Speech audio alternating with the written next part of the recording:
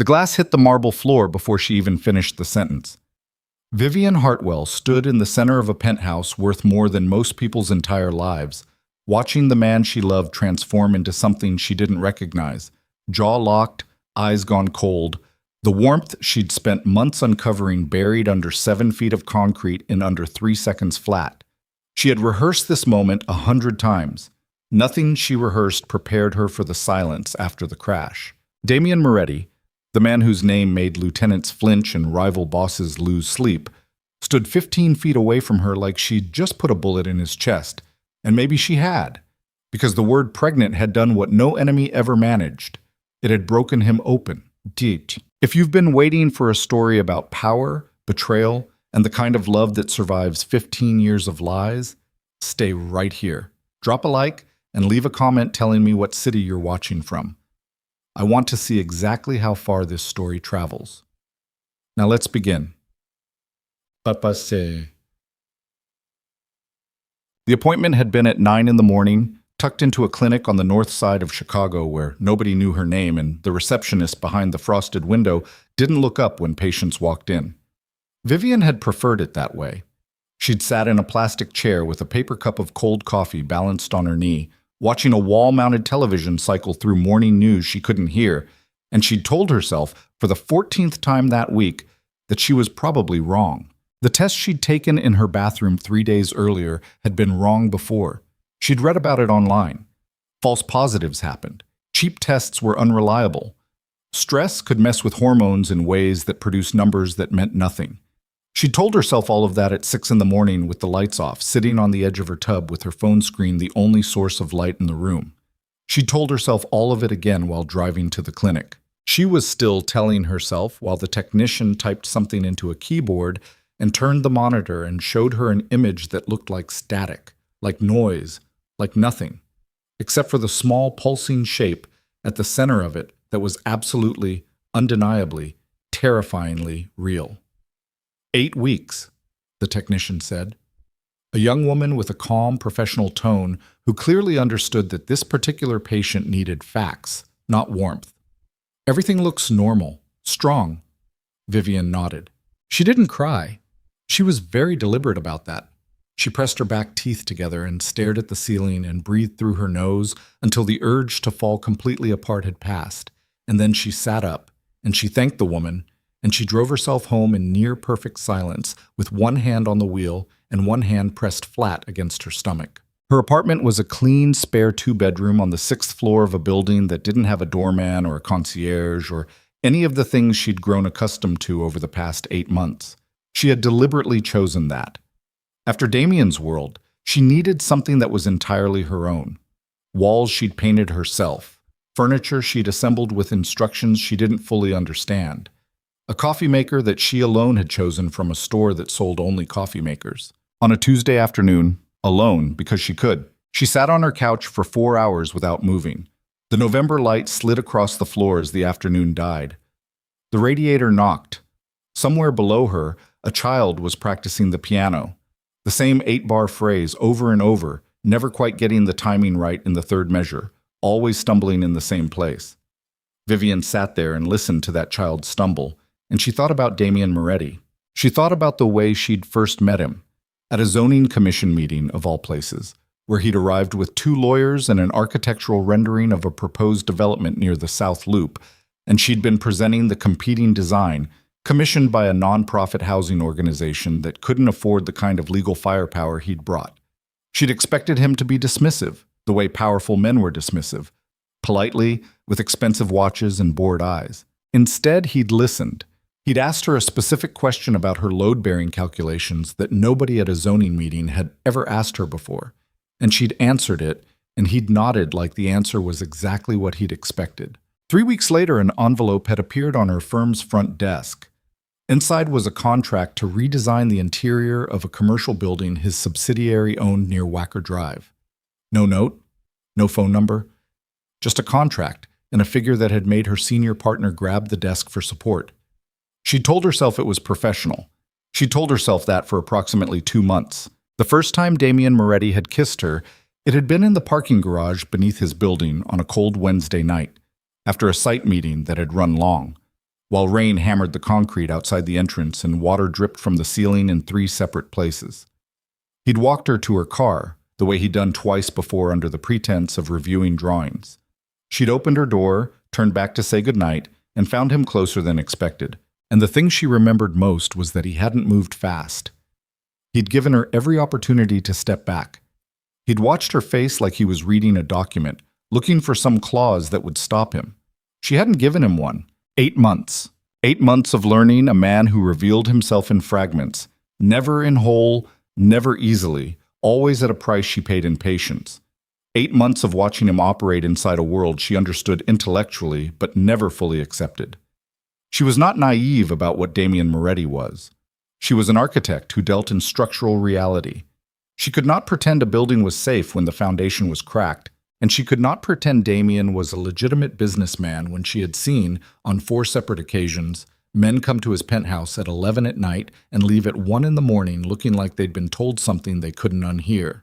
She'd asked him once, directly, in bed, at 2 in the morning, when the city was quiet and his guard was down farther than it usually went. Tell me how far it goes. He'd been quiet for a long time. She'd watched the ceiling. He'd watched the ceiling. Far enough that you shouldn't ask me again, he'd finally said. She'd let it rest. Not because she was afraid, because she understood, architecturally, structurally, that some load-bearing elements couldn't be removed without bringing the whole building down. And Damien's silence on certain things was one of those elements. She'd accepted that. She'd drawn her own interior walls around it. She'd also, apparently, made a child with him. Vivian pressed her palm harder against her stomach and looked at the ceiling of her apartment. The child downstairs stumbled in the 3rd measure again. She didn't call first. She understood instinctively that calling would allow him to prepare, would allow Damien to build himself into the appropriate shape before she arrived, and she needed to see him without the shape. She needed the version that hadn't had time to construct itself. She drove to his building on Michigan Avenue at 6:47 in the evening, after the dinner-hour rush of the lobby, when the concierge recognized her face and waved her past without comment because she'd been here often enough in the past 8 months that her arrival was unremarkable. She took the elevator to the 34th floor. She stood outside his door for almost 2 full minutes, listening to the muffled sound of a television and the distant sound of the city below. And then she knocked. He opened it himself. He was in a dark gray shirt, sleeves rolled to the elbows, reading glasses pushed to the top of his head, a small, human detail that still made her breath catch, because Damien Moretti with reading glasses looked momentarily, remarkably, like a man who read things and got tired at night and had a softness somewhere in him. He had a glass of whiskey in his hand, barely touched. Behind him, the penthouse was lit warmly, the city sprawling beyond floor-to-ceiling windows in ribbons of amber and silver. He looked at her face, and the warmth in his eyes shifted into something more careful. "You didn't call," he said. "No." He stepped back and let her in. She didn't sit. She stood in the middle of his living room, which she had always found slightly too large to feel like a home, and she turned toward him, and she said it without the preamble she'd planned, without the careful architecture of explanation she'd built around it, because the moment she was standing in front of him, the structure fell apart. "I'm pregnant." The silence that followed lasted 3 seconds, maybe 4.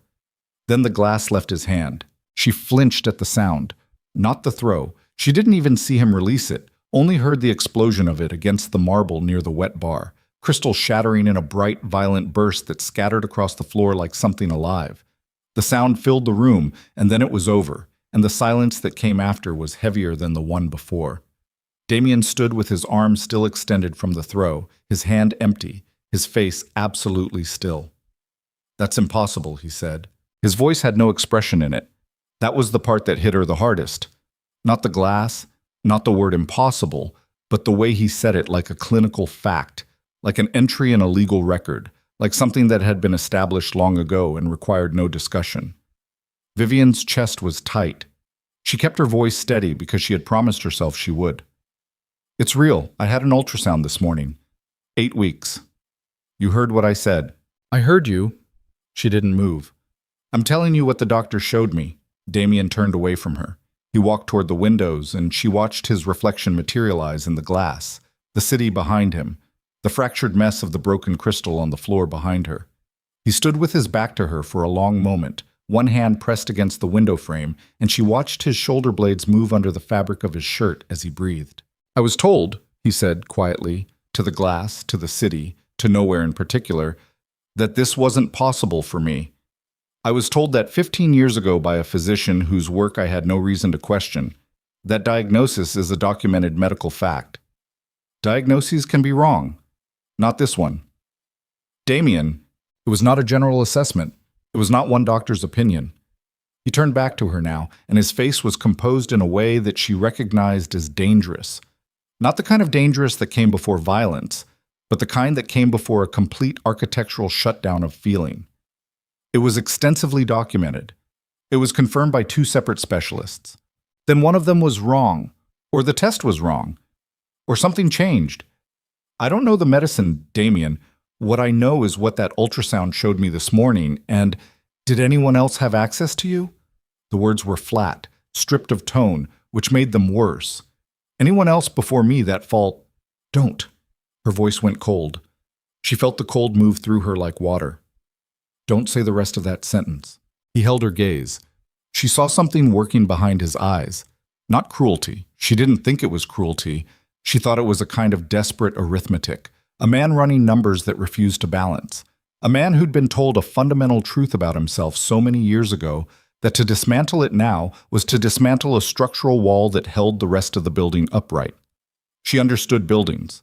She understood what happened when you pulled a structural wall. She understood, looking at him, that he was not rejecting her. He was rejecting the possibility that his foundation had been laid wrong. It didn't make it hurt any less. "I need you to leave," he said. "Damien, please." The word came out rougher than the rest. Something cracked in it, very slightly, like a fault line. I need a moment to think." "I've been thinking for 3 days," she said, alone. He looked at her. She saw the fault line again, wider for a second, the real man right underneath the stone. The man who wore reading glasses and asked smart questions at zoning meetings. Then the stone closed. "Please leave," he said again. She left. She did not cry in the elevator. She cried in her car, parked in his garage, for exactly 6 minutes, timed because she watched the clock on her dashboard, because she needed to know there was a finite amount of time she was allowed to fall apart. Then she drove home. The call that came at 11 that night was from a number she didn't recognize. She almost didn't answer it. When she did, the voice on the other end was unfamiliar. A woman, older, professional cadence. "Ms. Hartwell, my name is Catherine Voss. I'm calling on behalf of Dr. Nathaniel Rourke's office. I was informed that you may have been in contact recently with... How did you get this number?" A pause. "I apologize for the hour. I was asked to reach out. There may be some records you should be aware of, relating to a prior medical history. It would be helpful if we could speak in person." Vivian sat up in bed. The room was dark. The city threw pale light through her curtains. "Whose records?" she said carefully. Another pause.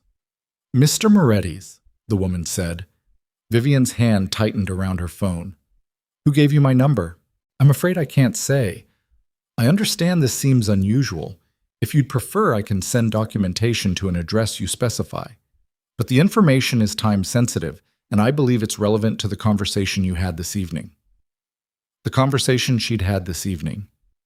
This woman knew what had happened in that penthouse tonight, which meant either Damien had made a call, which Vivian didn't believe, or someone else in that building had ears in places they shouldn't. Neither option was comfortable. "Send it to my firm," Vivian said. "The address is public record." She ended the call. She lay back in her dark bedroom and stared at the ceiling and thought about the word Damien had used. Impossible. The way he'd said it. The way it had come out not as anger but as certainty. The certainty of a man who'd been sitting with a piece of information for 15 years, who'd made his peace with it, who'd built an entire internal architecture around it the way she built buildings, load by load, wall by wall, until the structure was so established you couldn't imagine what had stood in its place before. Someone had told him he couldn't have children. 2 specialists. Documented. Confirmed. She was 8 weeks pregnant with his child. One of those facts was wrong. And whoever had called her at 11 at night from an unknown number with the voice of someone delivering information they'd been waiting to deliver, knew something about which one. But Damien did not sleep. He sat in his darkened living room for a long time after she left. The broken crystals still scattered across the marble, the city beyond the glass going through its indifferent cycles. Traffic thinning, lights shifting, the distant noise of a world that continued functioning regardless of what fell apart inside this room. He was 51 years old. He had built an empire on the ability to read situations accurately, to identify the variable that everyone else was missing, to walk into a room and understand in 30 seconds which person was lying, which alliance was cracking, which handshake carried the weight of a genuine agreement, and which was theater. He had been wrong about nothing consequential in 25 years. The diagnosis had come in the spring of his 36th year, during a period when the thought of continuity, of an heir, of a legacy that extended past his own mortality, had first become a real consideration. He'd been seeing a woman named Laura, serious enough that the question of a future had genuinely appeared on the horizon, and he'd made an appointment, almost clinically, the way he handled all things that required concrete answers, because he wanted to know what he was working with. Dr. Nathaniel Rourke had been his physician for 4 years by that point. A small, precise man, immaculately dressed, operating out of a private practice on the Gold Coast that catered to exactly the kind of clientele who needed discretion above all other qualities. Rourke had reviewed the results with him in a sitting room, not an examination room, never the cold sterility of a medical space, always the warmer setting Rourke preferred, which Damien had always read as a kind of respect. The results, Rourke had said, were unambiguous. A condition present from adolescence, likely undetected due to the asymptomatic nature of it. Not treatable in a meaningful way, not reversible.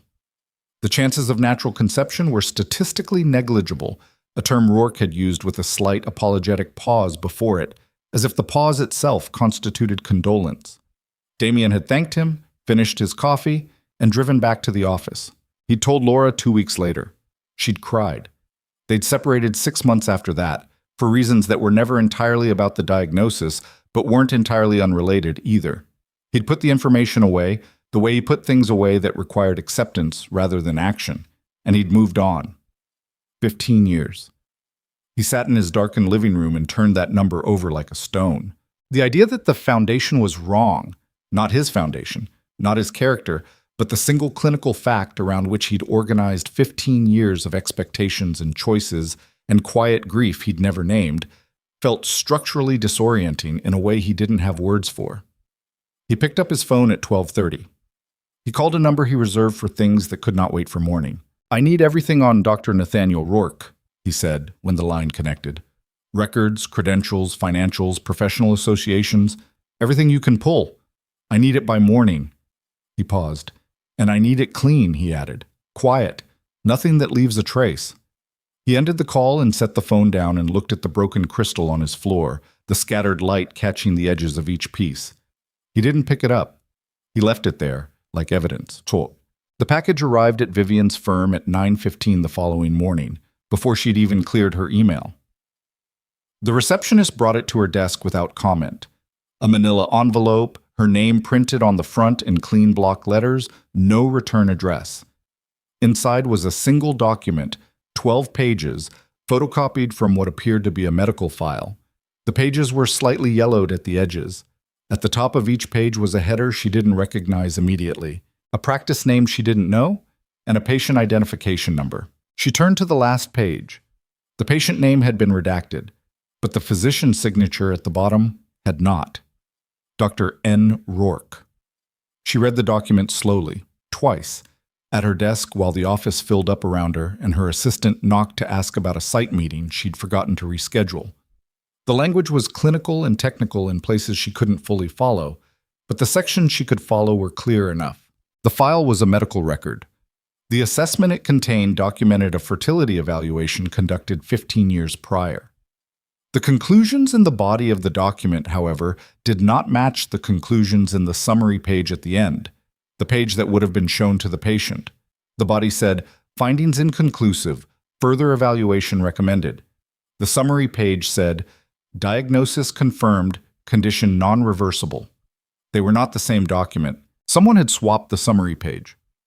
Vivian sat very still for a long time. Then she picked up her phone and called Damien. He answered on the first ring, which told her he'd been holding the phone. "I received something this morning," she said, "from Rourke's office, I think, or someone with access to his files." Silence. Then, "So did I." "What did you get?" "Financial records. A payment trail." His voice was very controlled. She'd learned to hear the things inside that control, the tight wire of anger underneath the surface, the thing straining to keep itself from snapping. "Someone wired money to a numbered account registered to Rourke 15 years ago. The originating account is under a shell corporation. I'm having it traced." "Damien, the document you received, the medical file." "Yes?" "The summary page doesn't match the body." "No." She paused. "Someone changed what you were told." The silence stretched long enough that she counted it. "Yes," he said finally. The word sounded like something being pulled out by its root. She heard him breathe. She heard, in that breath, something she hadn't heard from Damien Moretti in 8 months of knowing him. Something raw and shapeless. Something that had been stored somewhere too long in a container that wasn't meant to hold it. Something that was not anger, was not strategy, was not the controlled machinery of a man who built empires and ran them without flinching. It was grief. It sounded exactly like grief. "I'll come to you," he said. "I don't know if that's not to ask anything, not to... I'm not coming to ask you for anything." His voice tightened. "I need to show you what I found, and I need to..." He stopped, started again. "I need you to understand that I didn't know." She closed her eyes. "I know you didn't," she said quietly. She heard him exhale. 2 hours, he said. "All right." She hung up the phone and sat at her desk and looked out the window at the November sky, which was the color of steel, flat and cold and ungiving, and she thought about a man who'd been handed a lie and carried it alone for 15 years because no one had told him he was carrying anything but the truth. She thought about the child. She pressed her palm against her stomach, very lightly, the way she'd been doing for 3 days now, half habitually, half deliberately, grounding herself in the specific, undeniable physical reality of this thing, this impossible, actual, apparently not impossible at all thing. 8 weeks. Strong heartbeat. She thought about the word impossible and what it meant when the foundation of it turned out to be a fabrication. She thought about who would do that. Who would fabricate something so specific, so targeted, so personal? Who would want a man to believe he could never have an heir badly enough to purchase a doctor's lies and insert a false summary page into a medical file and leave the whole thing buried for 15 years, waiting? She thought about the word waiting. Whatever had been buried was surfacing now. She thought about this phone call the night before. The information is time-sensitive. Someone had wanted her to have that file. Someone had sent it at the right moment, with deliberate timing, which meant someone had been watching, which meant the document arriving in her hands was not the end of something. It was the beginning. Titch.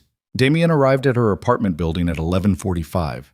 She watched him through the peephole before opening the door, a reflex she'd developed over the past 3 days, checking the shape of the world before letting it in. And what she saw was a man who looked like he hadn't slept. It was notable because Damien Moretti had, in her experience, never looked like a man who hadn't slept. He looked like a man who had decided not to need sleep, which was different. He looked like a man who had identified sleep as a variable he could manage and had managed it efficiently. But the man standing outside her door had shadows under his eyes and a stillness about him that wasn't controlled. It was exhausted, which was entirely different and entirely more human. She opened the door. He came in without touching her, which she noted. He sat down at her kitchen table, which she also noted. Not the living room, not the couch, the kitchen, where the light was practical and the seating was functional and there was nowhere to perform anything. He set a folder on the table. "Sit down," he said. Not a command. A request.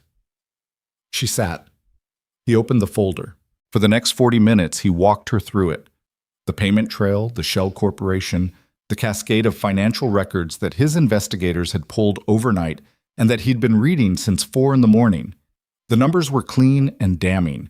3 separate wire transfers, all originating from the same holding company, all routed to the same account, all dated within a 40-day window 15 years ago. The holding company was a subsidiary. The subsidiary traced back to a man named Vincent Moretti, Damien's uncle. Vivian watched Damien's face while he said the name.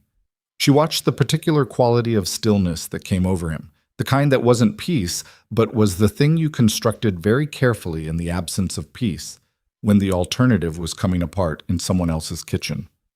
"Your uncle," she said. "My father's brother." He kept his eyes on the documents.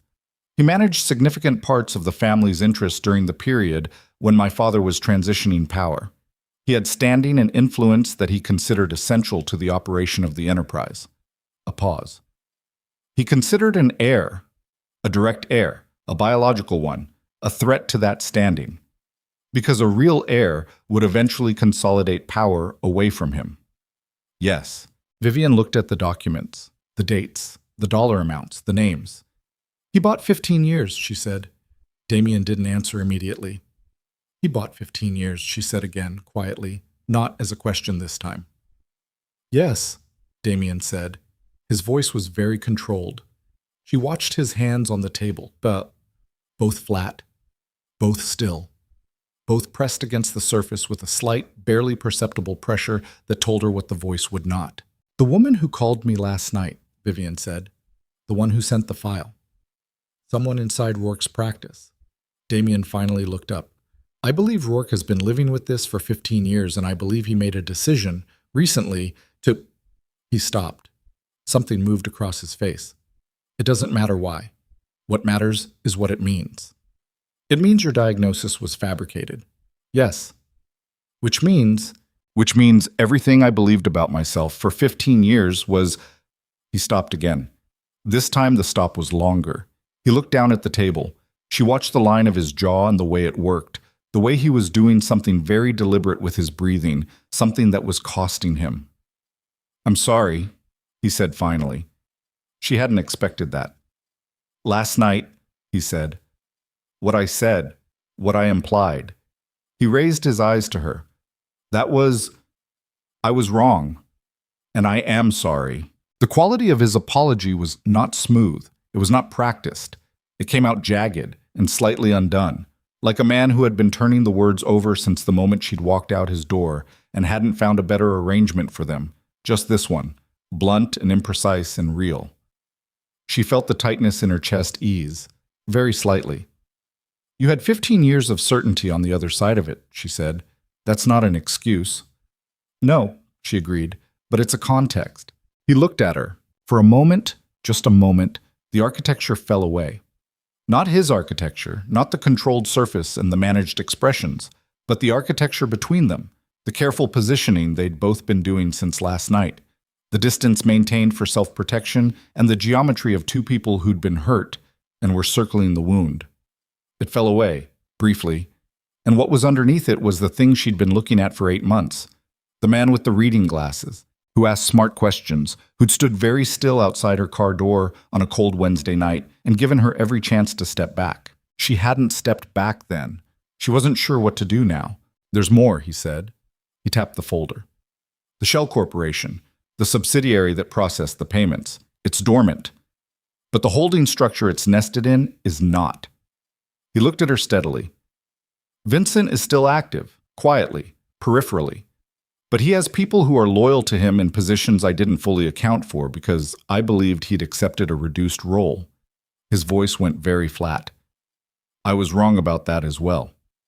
Vivian understood immediately what he was saying. "He's going to find out, you know," she said. "He may already." "The phone call last night." "Yes. If Rourke moved, Vincent will know Rourke moved, which means Vincent knows the file is out." He paused. "Which means he knows I know." Vivian looked at him. "And what does that mean for us?" she asked. He held her gaze, and his answer was very deliberate and very quiet, and it landed in the room like a stone dropped in still water. "It means," he said, "that this is not over." Outside her window, Chicago was wrapped in November gray.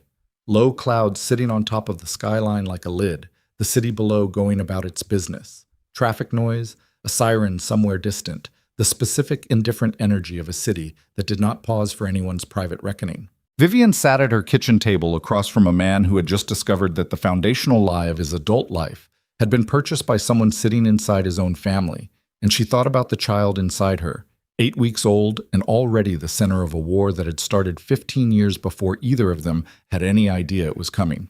She thought about the word time-sensitive. She thought about whoever had decided, after 15 years, that now was the moment to pull the buried thing into the light. She thought about what Vincent Moretti, a man she had never met, a man who operated quietly from the periphery of an empire he'd tried to control with a forged medical record, would do now that the thing he'd buried was uncovered. And she thought about the fact that Damien, sitting across from her with his hands flat on her kitchen table, had just told her this was not over, had said it with the voice of a man who was calculating the shape of what came next, the way she calculated the shape of a building before she put a single line on paper. She understood then that what she'd thought was an ending, the confrontation in the penthouse, the shattered glass, the words that's impossible, had been something else entirely. It had been an opening. And somewhere in this city, on the periphery of an empire built on 15 years of stolen certainty, a man named Vincent Moretti was opening something too. Her phone buzzed against the table. She glanced at the screen. Unknown number again. Not the same one as last night. Different digits, different area code, but the same deliberate chosen timing. She looked up at Damien. He was already watching her. She turned the phone so he could see the screen. Something shifted in his face, fast, controlled, but she caught it. "Don't answer it," he said. She left the phone face down on the table. In the hallway outside her apartment, she could hear the elevator arriving, the soft, mechanical slide of the doors opening and closing. Normal building sounds, normal city sounds, nothing from the outside to indicate that anything was wrong. Damien reached across the table and closed the folder. His hand was very steady. "We need to move," he said quietly. She looked at him. "Both of us," he said. "Now." Damien was already on his feet before she'd finished reading his face. He moved through her apartment with the particular efficiency of a man who had assessed the dimensions of a space the moment he walked into it. Not consciously, not as an exercise, but the way breathing was not an exercise. The way it simply happened because it had been happening long enough to become involuntary.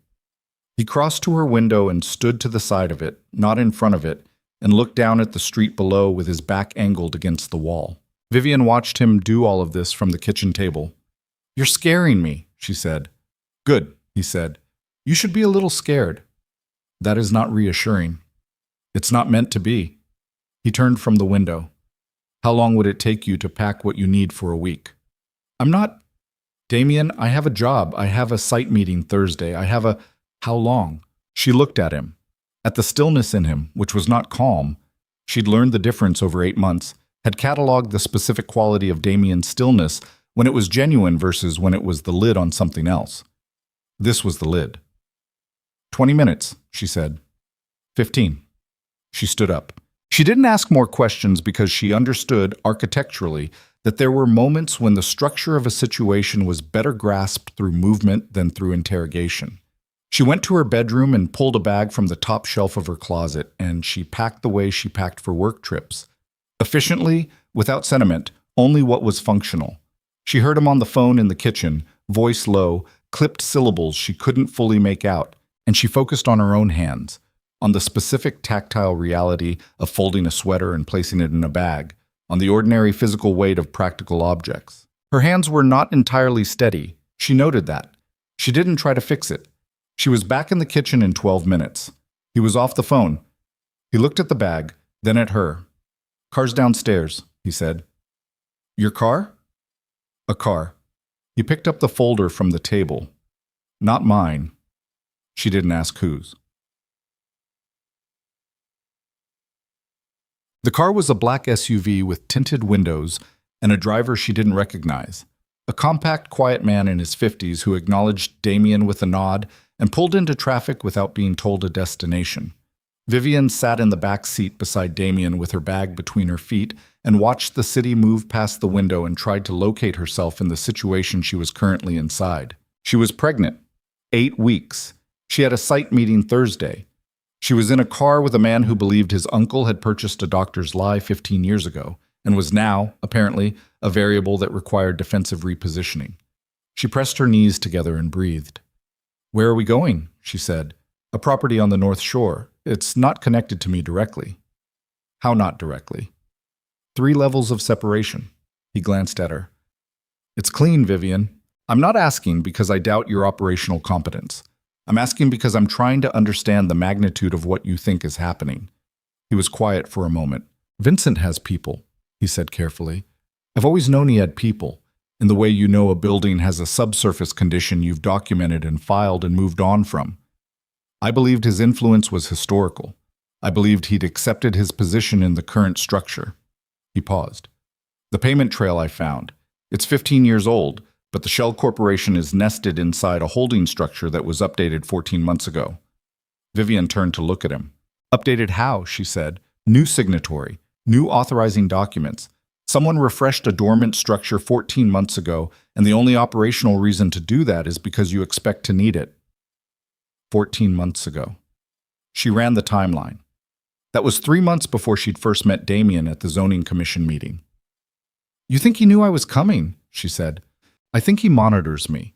I think he has been monitoring me for a long time, and I was arrogant enough to believe a man in his position had accepted that his era was finished."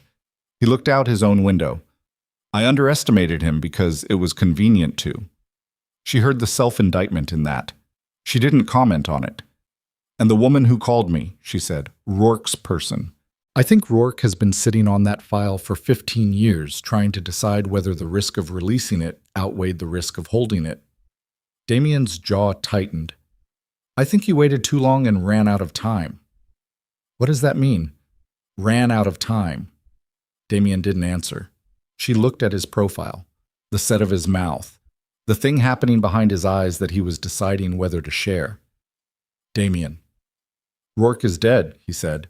She felt the sentence land in her body. "When?" "They found him this morning. His office called to cancel his patient appointments." He glanced at her. "The police are treating it as a cardiac event." "Is it?" "A man who decided to expose a 15-year conspiracy doesn't die of a cardiac event the same morning the file reaches its intended recipient." His voice was very flat. "No, it's not." The SUV moved through traffic, and the city outside the window went about its Tuesday morning. Delivery trucks, pedestrians, a school bus stopped at a light with its hazards blinking.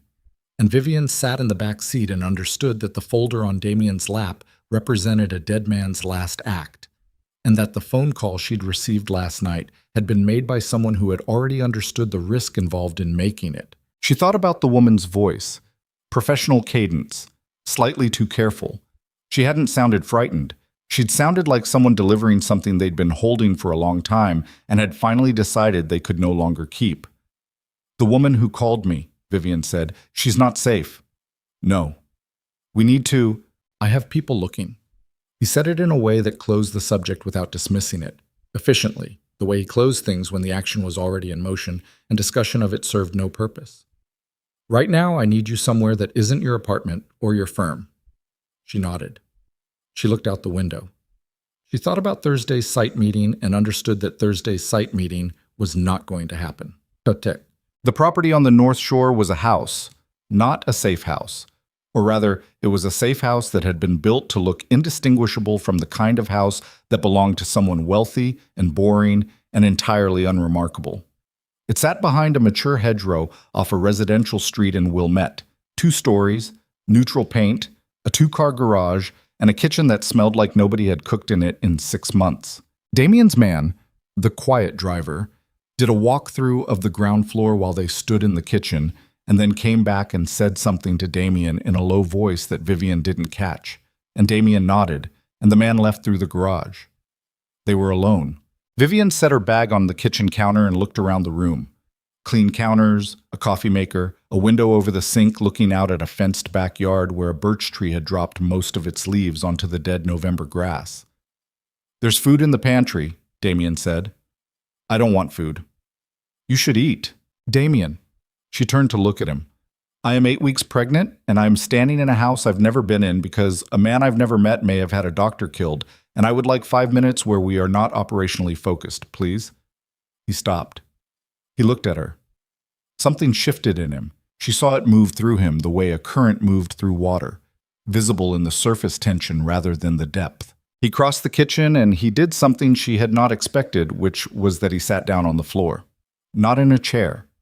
On the floor, his back against the cabinet below the sink, his legs out in front of him, and he pressed the heels of his hands against his eyes like a man who had been holding something at a precise measured distance for the past several hours and had finally allowed it to move closer. She looked down at him. Then she sat on the floor beside him. They sat like that for a while, backs against the cabinet, shoulders almost touching, in a kitchen that smelled like nobody lived there, in a city that was quietly rearranging its dangers around them. "Tell me what you're not saying," she said. He dropped his hands from his face. "Vincent came to see me," he said, 8 months ago, shortly after the zoning meeting." She went very still. "He told me he was pleased I was keeping company with someone." Damien's voice was careful, controlled, each word weighed before it landed. "He said it was good, that it suggested stability, that stability was good for the organization." A pause. "I thought he was offering approval. I thought he was being an old man who wanted to feel relevant. But," she said, "but he specifically mentioned that you were an architect, that you worked primarily on commercial projects, that your firm had no prior associations with any of my interests." He turned his head to look at her, and his expression was not easy to read, but she read it anyway. She read the layer of it that was self-directed, that was a man laying a very uncomfortable thing at his own feet. "He knew exactly who you were before I told him anything.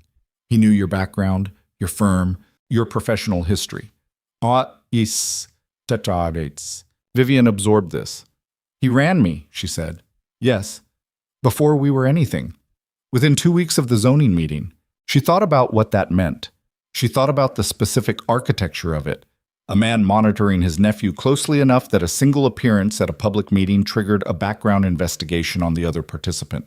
A man who refreshed a dormant shell corporation 14 months ago, 3 months before that meeting. A man who was apparently several steps ahead of a timeline that Vivian had believed was entirely personal, entirely accidental. "He wasn't approving," she said. "No." "He was assessing." "Yes." Damien's voice was very quiet. "I think he was assessing whether you were a problem." "And what conclusion did he reach?" Damien didn't answer immediately. "I think," he said, "that the problem he feared was not you specifically. The problem he feared was what you might produce." He looked back at the middle distance, at the opposite cabinet, at nothing in particular.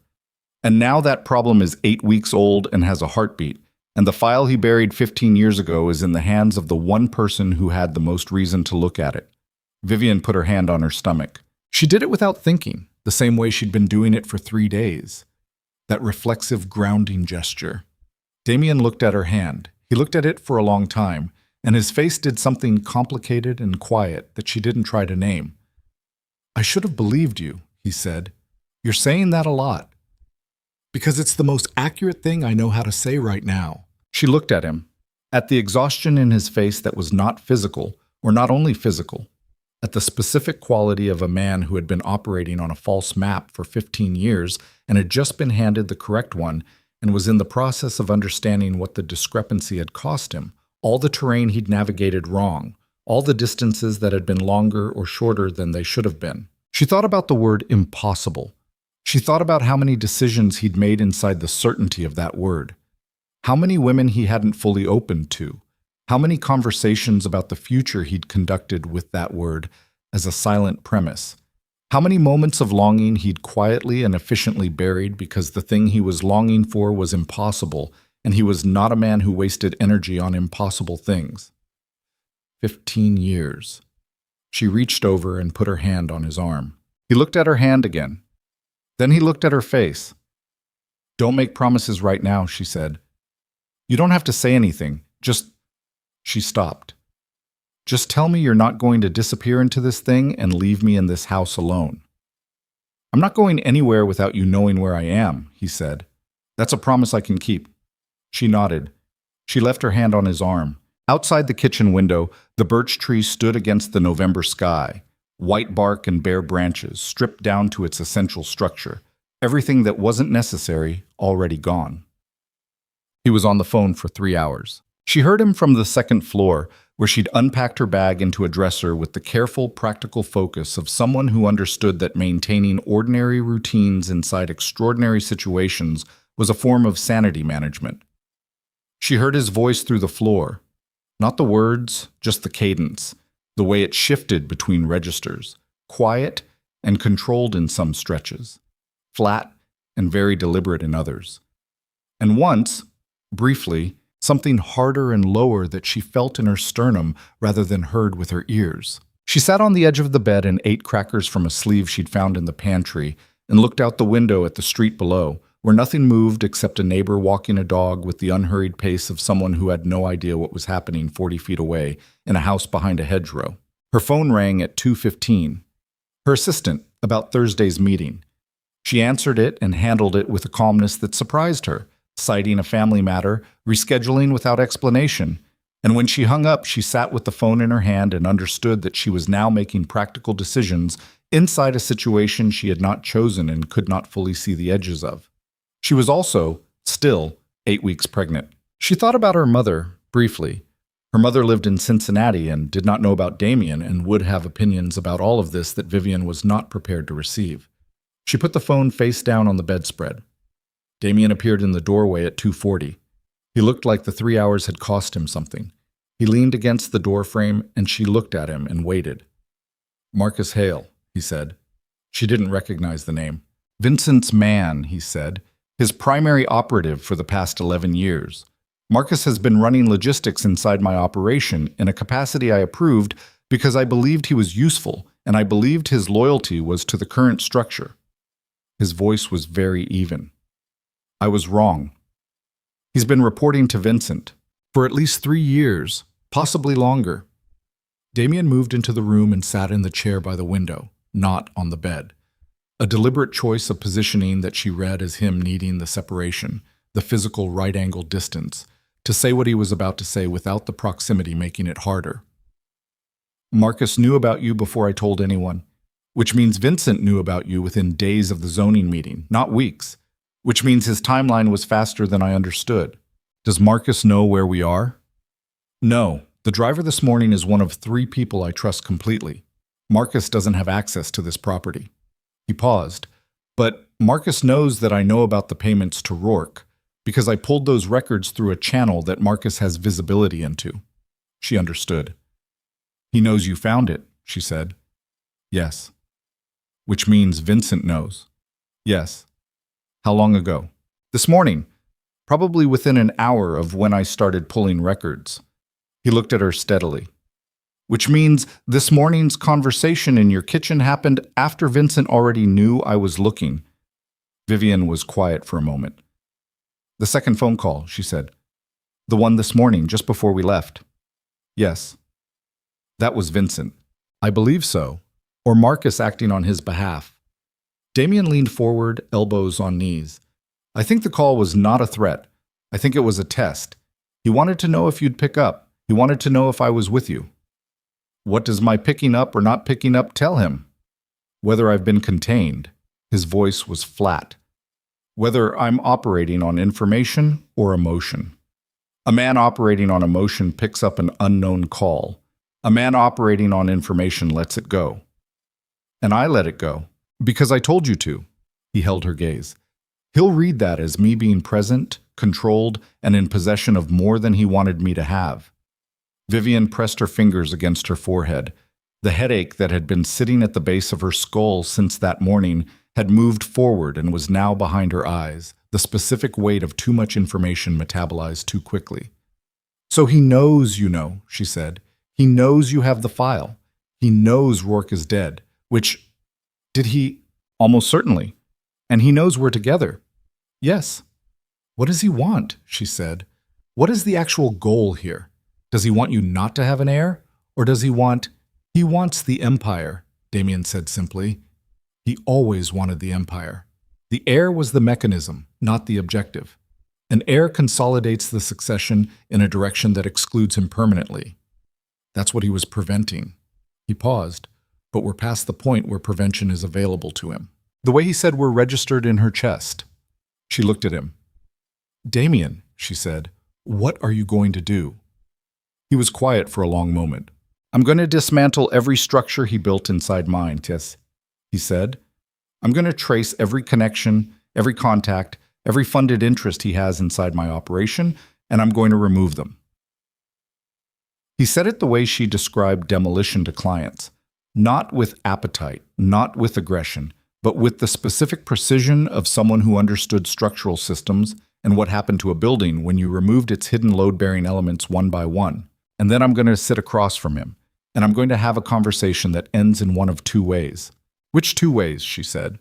He looked at her. The first way, he said, is that he accepts what's happened and steps entirely back. She waited. And the second, she said. He didn't answer. She understood then that he wasn't withholding the answer to protect her from it. He was withholding it because saying it aloud, in this room, in front of her, would make it a declaration rather than a contingency. And a declaration, unlike a contingency, was a point of no return. She looked at him and understood that they were already past the point of no return. They had been past it since she'd said the word pregnant in a penthouse 34 floors above the city. They had been past it since a man named Vincent Moretti had paid for a doctor's lie 15 years ago and buried it under a shell corporation and refreshed the paperwork 14 months ago like someone maintaining a weapon they expected to need. They had been past it since Rourke had finally, after 15 years of carrying it, decided he couldn't carry it anymore, and paid for that decision with his life before breakfast.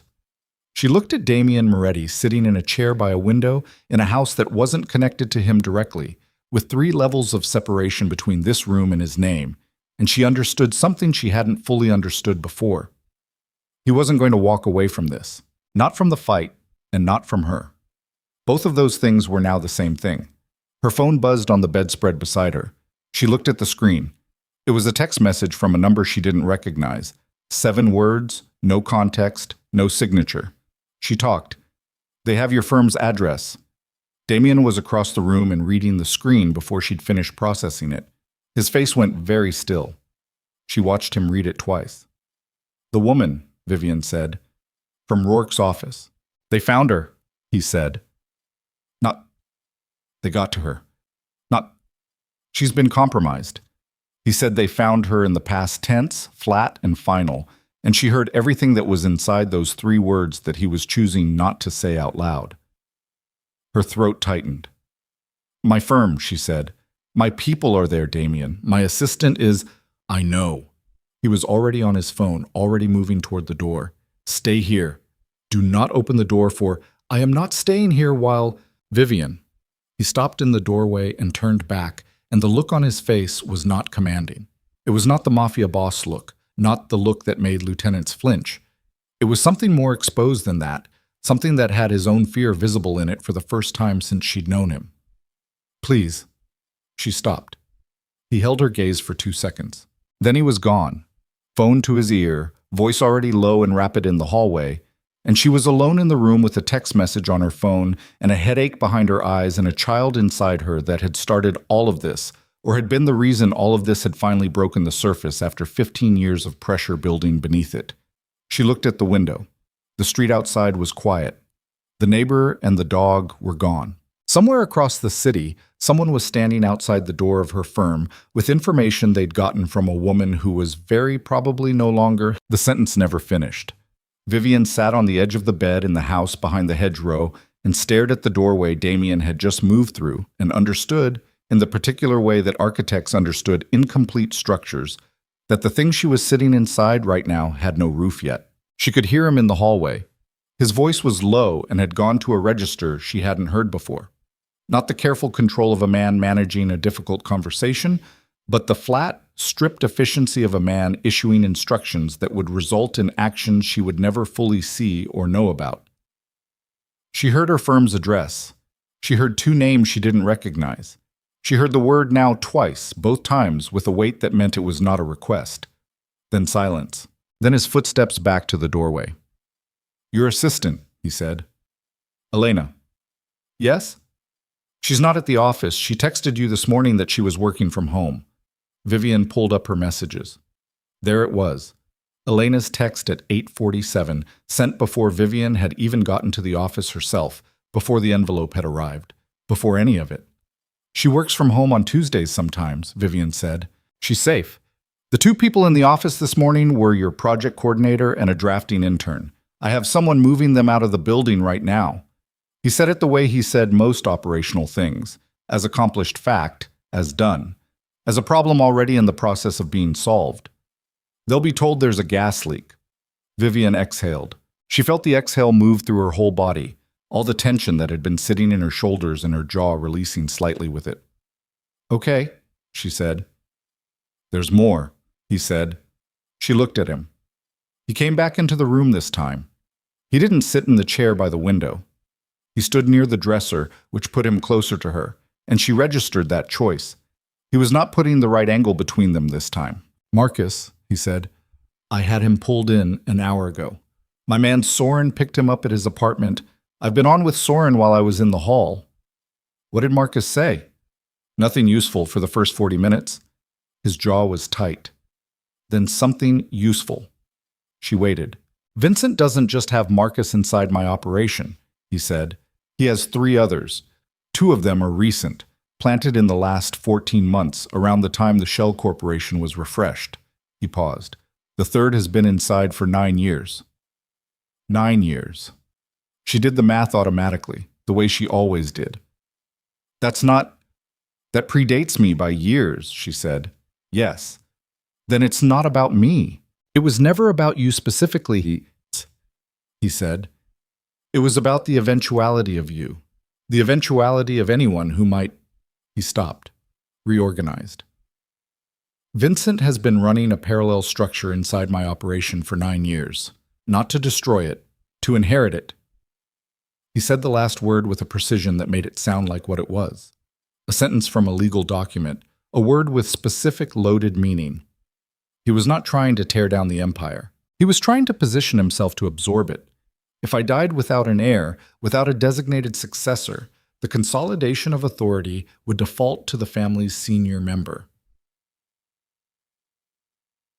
Which is him. Which is him. Vivian was quiet. She thought about the shape of it, the 9-year patience of it, the infrastructure building of it, the way a man could spend nearly a decade laying quiet groundwork inside a structure he intended to eventually control. She thought about the architectural analogy almost reflexively. It was like building a second load-bearing system inside an existing building, hidden inside the walls, so that when the original structure was removed or failed, the building didn't fall. It simply transferred its weight to the system that had been waiting inside it all along. He's been inside your walls for 9 years, she said. Damien looked at her. Yes, he said, and you didn't know. The words landed. She didn't say them as accusation. She said them as structural assessment, the way she would say to a client you didn't know the rebar was compromised. But she saw them land in him anyway, saw the slight tightening around his eyes. No, he said. I didn't know. Because you trusted the diagnosis. He was very still. Because I trusted the diagnosis, he said.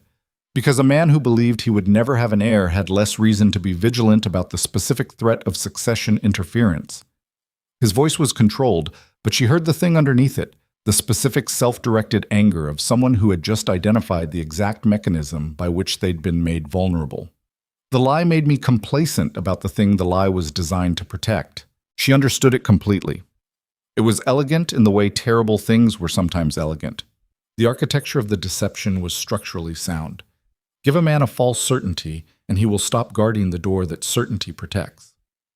Marcus, she said. What did he tell you about the 3rd one? The one who's been there 9 years. Damien's face changed. It was subtle. She almost missed it. A slight tightening, a shift in the quality of his stillness. Damien. He looked at her directly. Soren, he said. She heard the name and did not immediately understand. And then she understood. Soren has been Vincent's man for 9 years. His voice was absolutely flat. The man I sent to pick up Marcus this morning. The man who drove us here this morning. The man I told you was one of 3 people I trust completely. The room was very quiet. Vivian felt the quiet the way you felt a structural failure. Not all at once, but in stages. The first crack, and then the understanding of what the crack meant, and then the sick, dropping certainty of what came next. "He knows where we are," she said. "Yes." "You told him." 3 levels of separation, you said. "You told him this was a clean property." "Yes." She stood up. Her legs were not entirely steady, and she was aware of that, and she stood anyway, because sitting felt wrong, felt like a position of passivity in a situation that had just fundamentally rearranged itself. "How long ago did Soren drop Marcus?" she said. 40 minutes. And Marcus told him nothing useful for 40 minutes. Correct. So 40 minutes ago, Soren was still with Marcus, and then Marcus started talking. Yes. And when Marcus started talking, Soren left, Damien said. Soren left Marcus and has not been reachable since. Vivian looked at the window, the quiet street, the bare birch tree. "He's telling Vincent right now," she said. "Yes. And Vincent knows where we are. He will within the hour, if he doesn't already." She looked at Damien. He was watching her with a focus that was not the kind she was used to, not the focus of a man reading a document or reading a room, but the focus of a man reading a person, reading her specifically, reading whether she was going to hold or fracture under the specific pressure of this moment. She breathed. "Then we can't stay here," she said. "No." "How long do we have?" "Long enough." He moved toward the door. "Get your bag." She already had it. Bad. They went out through the garage on foot, leaving through a gate in the back fence that opened onto a residential alley running parallel to the street. Damien had a phone to his ear before they'd cleared the gate. Different phone, she noticed. A second one she hadn't seen him produce before. A detail she filed without comment. He spoke in short phrases, received short answers, made a sound of acknowledgement, and pocketed it. 3 blocks north, he said. Gray Volvo. Keys under the driver's side mat. Whose car? Does it matter? She walked beside him through the alley, her bag across her body, and she focused on the sound of her own footsteps on the cold concrete and the specific bare tree quality of the November sky above the alley's fence lines. And she breathed steadily, and she did not allow herself to think beyond the next 3 blocks. The Volvo was where it was supposed to be. Unremarkable in the specific way of cars that had been chosen for their unremarkability. She got in the passenger side. Damien drove. He drove with one hand on the wheel and the other on his phone in his lap, checking it at stoplights with the quick, habitual efficiency of a man who understood that information moved faster than vehicles. "Where are we going?" she said. "I have an office downtown, not the main one. A secondary location, different entity, not connected to Moretti Holdings." He glanced at her. "Soren doesn't know it exists." "Who else knows it exists?" A pause. 2 people, he said. "One of whom is in it right now waiting for us." "Who?" "His name is Carver. He's been with me for 22 years. He was my father's before he was mine." He glanced at her again, briefly. "He's the reason I'm not driving toward an ambush right now. He's the one who called me about Soren." Carver knew about Soren. Carver has known about Soren for 6 weeks. Vivian looked at him. 6 weeks, she said. "He was building a case. He wanted to understand the full scope before he brought it to me." Damien's voice was not angry. It was the voice of a man who had accepted a difficult thing because the alternative to accepting it was irrational. "He was right to wait. If he'd brought it to me at week 1, I would have moved on Soren immediately, and Marcus would have gone to ground, and we'd have lost the financial trail before we found it." She understood the logic.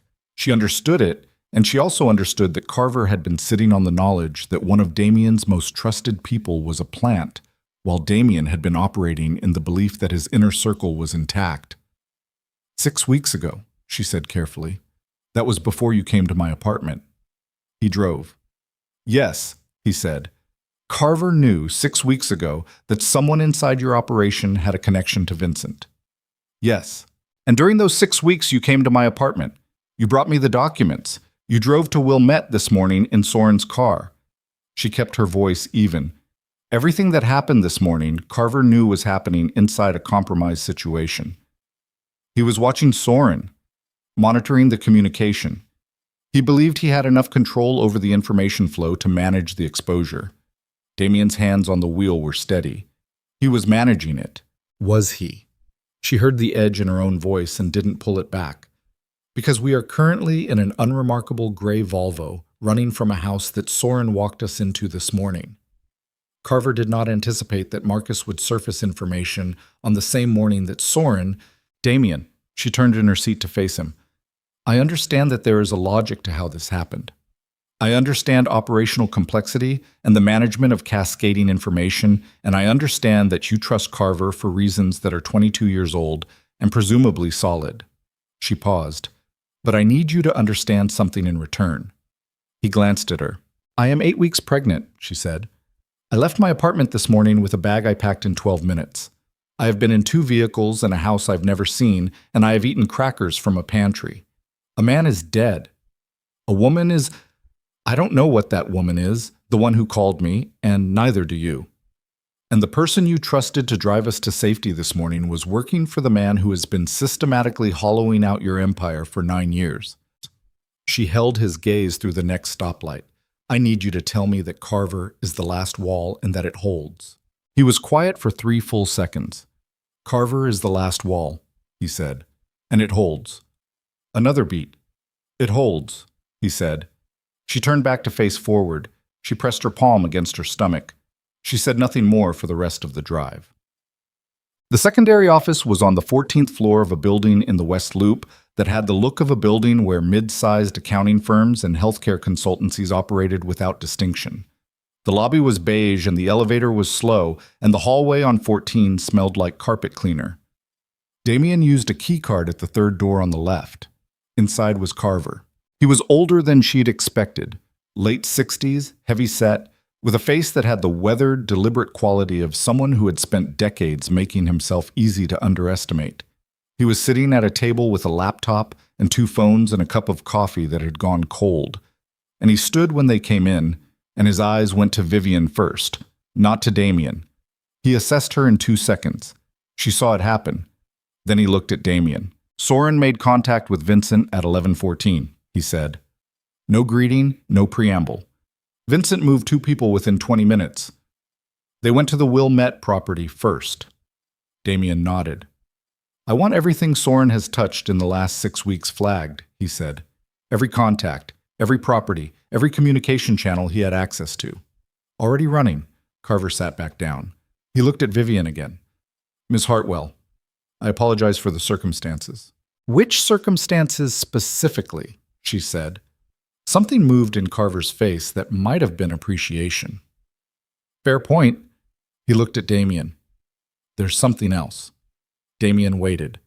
Carver folded his hands on the table. It was a deliberate gesture, sir. She recognized it as the gesture of a man who was about to deliver something he'd been holding at arm's length and had now decided there was no longer any reason not to put it down. The Shell Corporation, Carver said. The one that processed the payments to Rourke. You traced it to Vincent's holding structure. Yes. I ran the signatory on the refreshed documents, the person who signed the updated authorization 14 months ago. Carver paused. The pause was specific, not the pause of a man searching for words, but the pause of a man giving the person across from him one last moment before the thing he was about to say could not be unsaid. It wasn't Vincent. Damien went very still. The signatory is a woman named Claire Moretti, Carver said.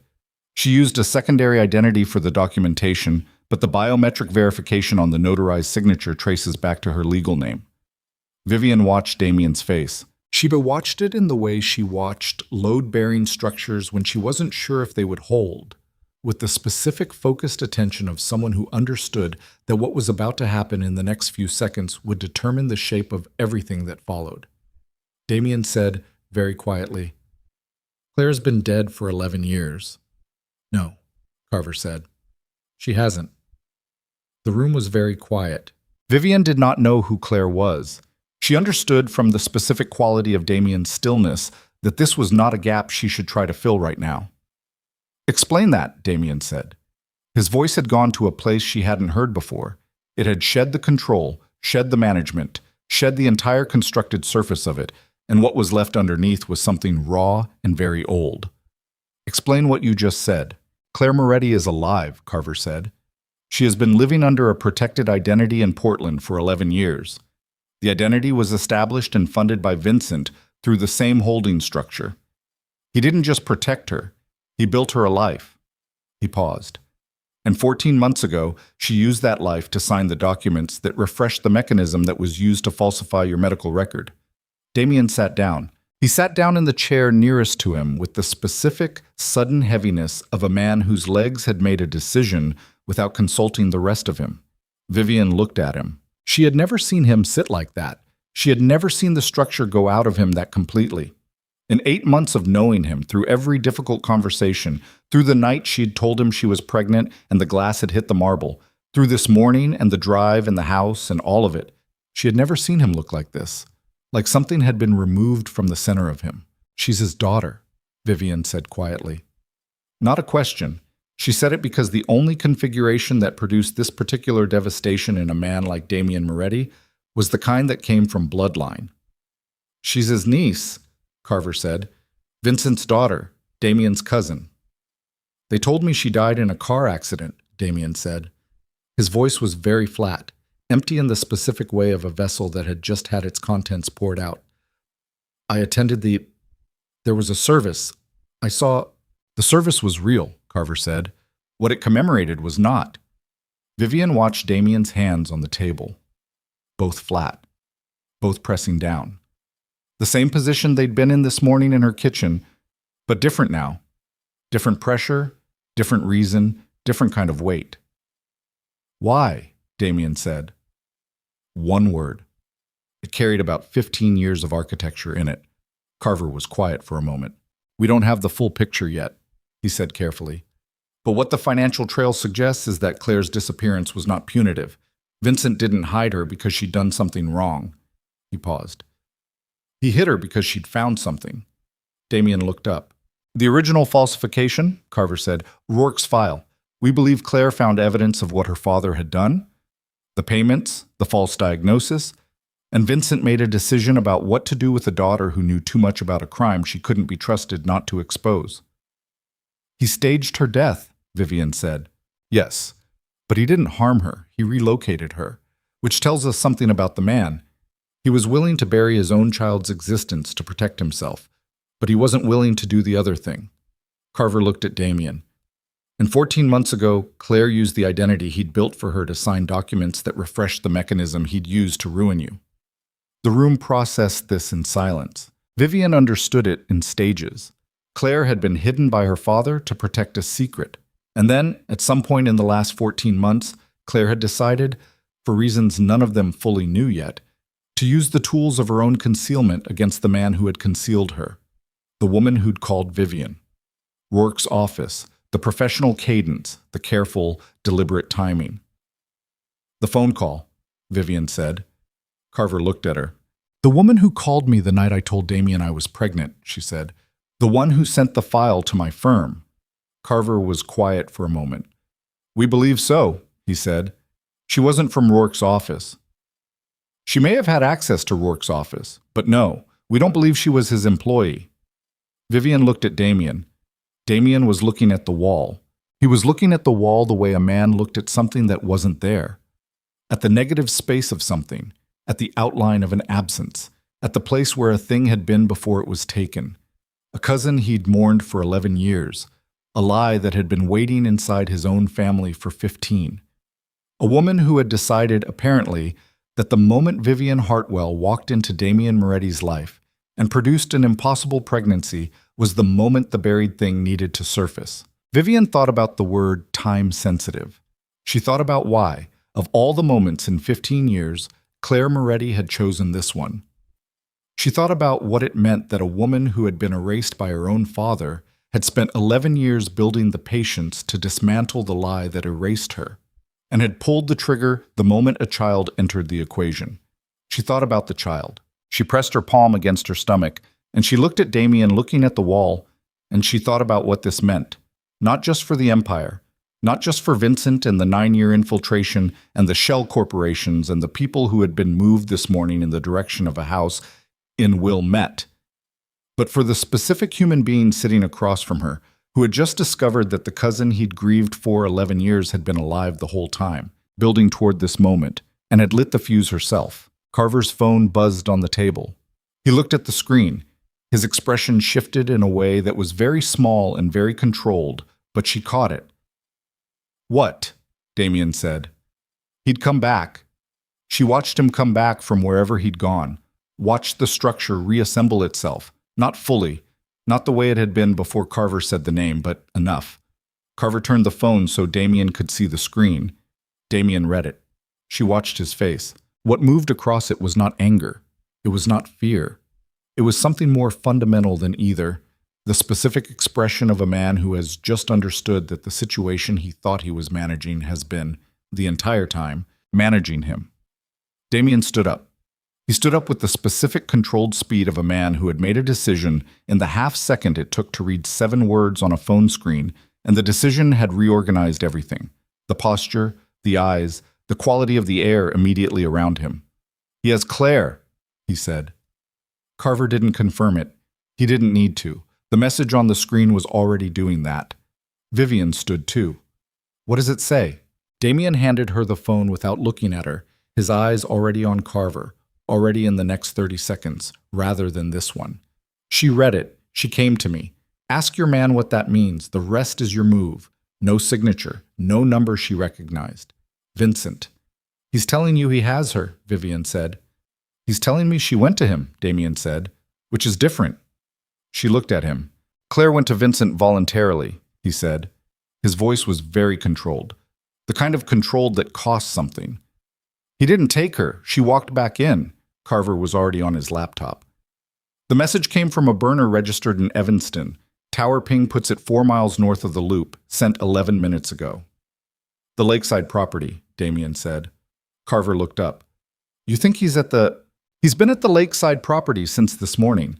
It's the only holding that isn't nested inside the corporate structure I can touch." He moved toward the door. "It's old family. It predates everything. He knows I can't approach it through any channel that leaves a record." "Damien," Carver's voice went firm, "you cannot walk into that property tonight. He has at minimum 4 people, sir. If Soren reached him, possibly 6. The location is isolated, and he chose it specifically because I know why he chose it. Then you know that walking in there is exactly what he wants." "Yes." Damien stopped at the door and turned back. He looked at Carver with the expression of a man who had already run the calculation and arrived at an answer he didn't particularly like, but was going to use anyway. "And I'm going to give him what he wants. Because the only leverage I have left is that he doesn't know how much I know, and he needs me to come to him to find out." Carver was quiet. "He sent that message to my phone," Damien said. "Through Soren's channel. He knows this number. He's been reading this number for 9 years. He held Carver's gaze. "Which means everything I've said on this line for 9 years, he's had." The room went very still. Vivian understood what that meant a full second before Carver said it. "Everything," Carver said quietly. "Everything."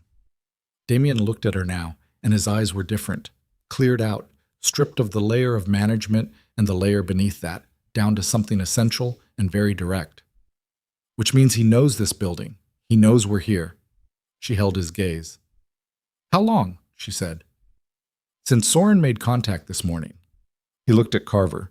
"This office is burned. We have maybe an hour before his people confirm the location." Carver was already closing the laptop. Damien looked at Vivian. "You're not coming with me," he said. She opened her mouth. "Don't," he said, not commanding, asking. The word had the same quality as the pleas in the upstairs hallway, back in Wilmette. The specific exposed quality of a man making a request rather than issuing an order because he understood, at this particular moment, that he had no authority to issue one. "I need you somewhere I don't have to think about. Somewhere the only variable I'm managing is the one I'm walking toward." She looked at him for a long moment. "Where?" she said. "Carver will take you." "Where, Damien?" "Somewhere Vincent has never had a reason to look." He moved to the table and took a key from his jacket pocket. An ordinary key. House key. The kind you had cut at a hardware store. And he set it on the table in front of her. "Apartment on Dearborn. It's in a name that has no connection to me, to Moretti, to any holding or subsidiary or associated entity. I signed the lease myself, in person, in cash, 11 years ago. His voice did something on 11 years ago that he controlled immediately. I've never told anyone about it, not even Carver. Carver looked at the key. You've had a clean address for 11 years, Carver said. Yes, and you never used it. I always intended to need it eventually. He picked the key up and held it out to Vivian. The address is on the tag. She took the key. His hand was warm. Her fingers closed around the key and his hand for a moment, and neither of them made a production of it, but neither of them pulled back immediately either. Come back, she said. He looked at her directly. Yes, he said. He let go of her hand. He picked up the second phone, not the primary, and he walked out the door, and she stood in the office with Carver and the cold coffee and the closed laptop and listened to his footsteps move down the hallway, unhurried, certain, the footsteps of a man who had decided exactly what he was walking toward. The lakeside property was 40 minutes north of the loop on a narrow road that ran along the water and served, in summer, as a scenic route, and served in November as a corridor of stripped trees and gray water and the specific desolation of a landscape that had given up pretending to be welcoming. Damien drove himself. One car, no escort, which was either the most dangerous decision he'd made tonight or the most tactically sound one. And the difference between those two things was currently sitting on a razor's edge that he was choosing not to examine too closely while operating a vehicle at 70 miles per hour on a dark road.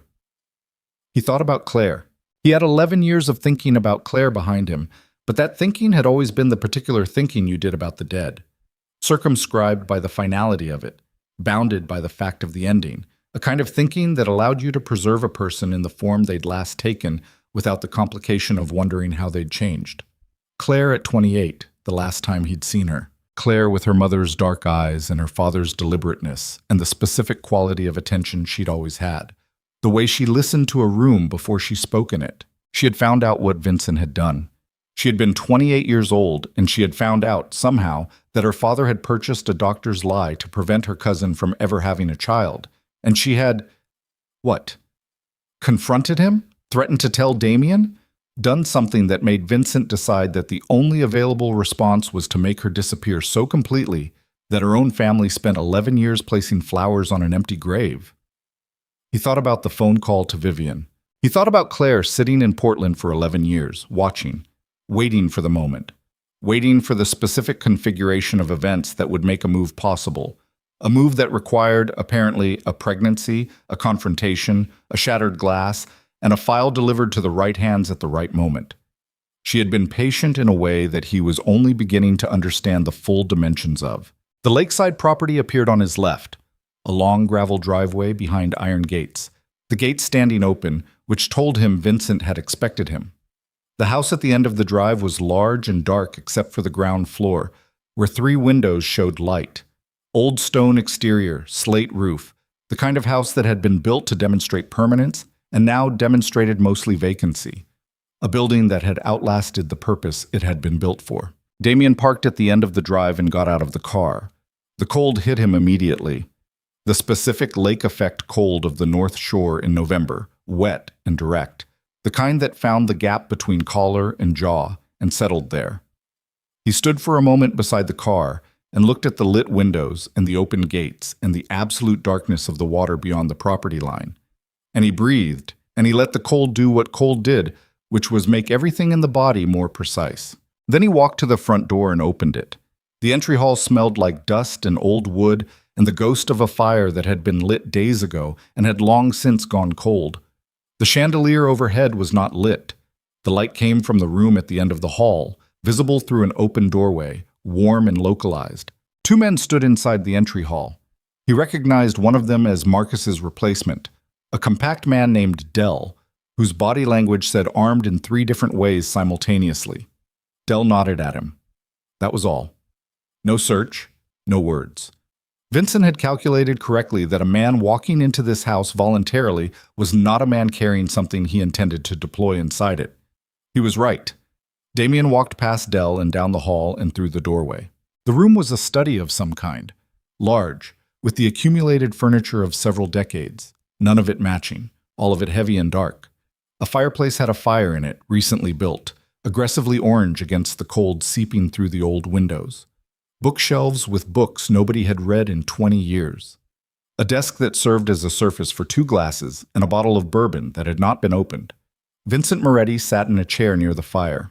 He was 73 years old and looked 65 and carried himself like 60, which had always been his particular quality.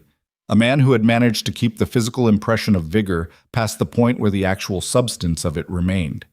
He had gray hair gone almost white at the temples, his brother's jaw in a softer configuration, and eyes that were a color Damien had always struggled to name. Not quite brown, not quite green, the color of something organic that had dried to a different shade than its original. He looked at Damien coming through the doorway, and he did not stand, which was deliberate. Both men understood it was deliberate, and neither man commented on it. "Sit down," Vincent said. "I'll stand," Damien said. "Suit yourself." He gestured toward the bourbon. "Drink?" "No." "Then let's not perform hospitality." He folded his hands in his lap. "You found the payments?" "Yes." "Rourke." "Dead." A slight tightening around Vincent's eyes. Not surprise. The absence of surprise. He made a choice. He made a choice 15 years too late, Damien said. And you made sure it cost him. Vincent didn't confirm or deny that. He looked at the fire for a moment. "Where is she?" Damien said. "She's here." Vincent looked back at him. "She came to me this morning, which surprised me, if I'm being honest. I didn't expect her to move this directly." "What did she want?" "She wants what she's always wanted, to end this." He said it simply, without weight, the way he said everything, with the specific economy of a man who had long since decided that the texture of language was a distraction from its function. "She believes that if you and I are in the same room, I'll accept the reality of the situation." "She's right." "Is she?" He looked at Damien steadily. "And what is the reality of the situation as you understand it? You paid Rourke to falsify my diagnosis. You spent 15 years operating inside my organization through 3 compromised employees, the most recent of which I placed in a position of significant trust because you'd spent 9 years making him appear trustworthy."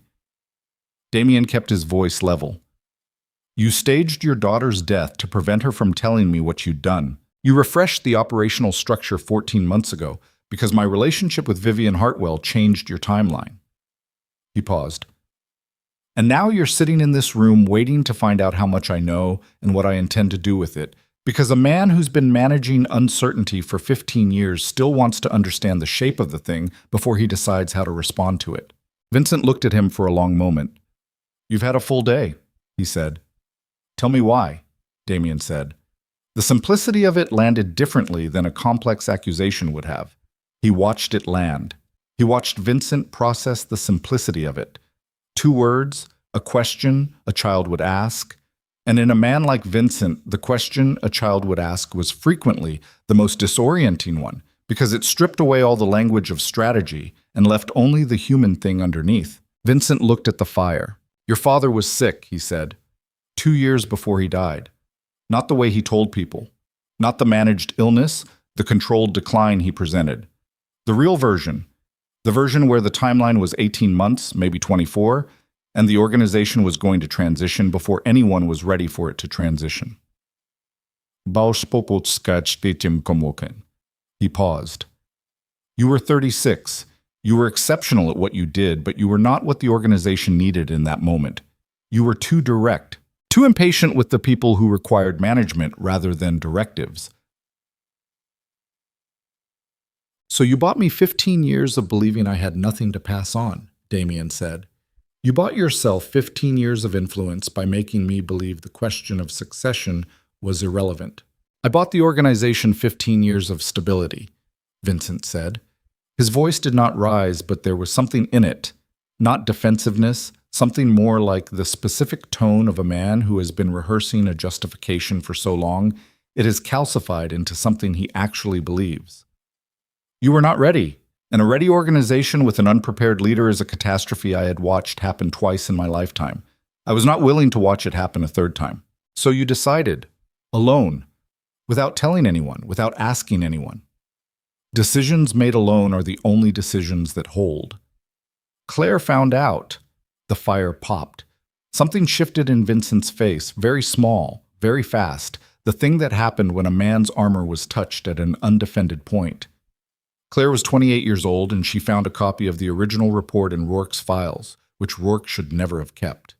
His voice went flatter. She confronted me. What did she say? She said she was going to tell you. He looked at his hands.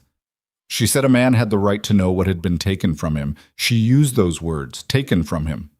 A pause. She was very certain. She was right. She was 28, Vincent said, and there was something in it that was not contempt, was the opposite of contempt, was something closer to grief poorly managed, the grief of a man who had done an irreversible thing for a reason he believed was sufficient and had been living with the insufficiency of that reason ever since. She didn't understand what telling you would have done. To the organization, to the timing, to the entire structure that your father and I had spent 30 years. What did you do to her? Damien said. Silence. What did you do to her, Vincent? I protected her, he said. She was my daughter. I protected her the way I protect everything, by making it impossible to be touched. He looked up. She has a house, a name, a life that is entirely hers. I funded it. I maintained it for 11 years. She's been living as a ghost for 11 years because you decided her conscience was inconvenient. Her conscience would have destroyed... She called Vivian, Damien said. His voice went low. She sent the file. She waited 11 years, and she chose the moment a child was involved, and she spent the last 14 months building the mechanism that would surface what you buried. He looked at his uncle.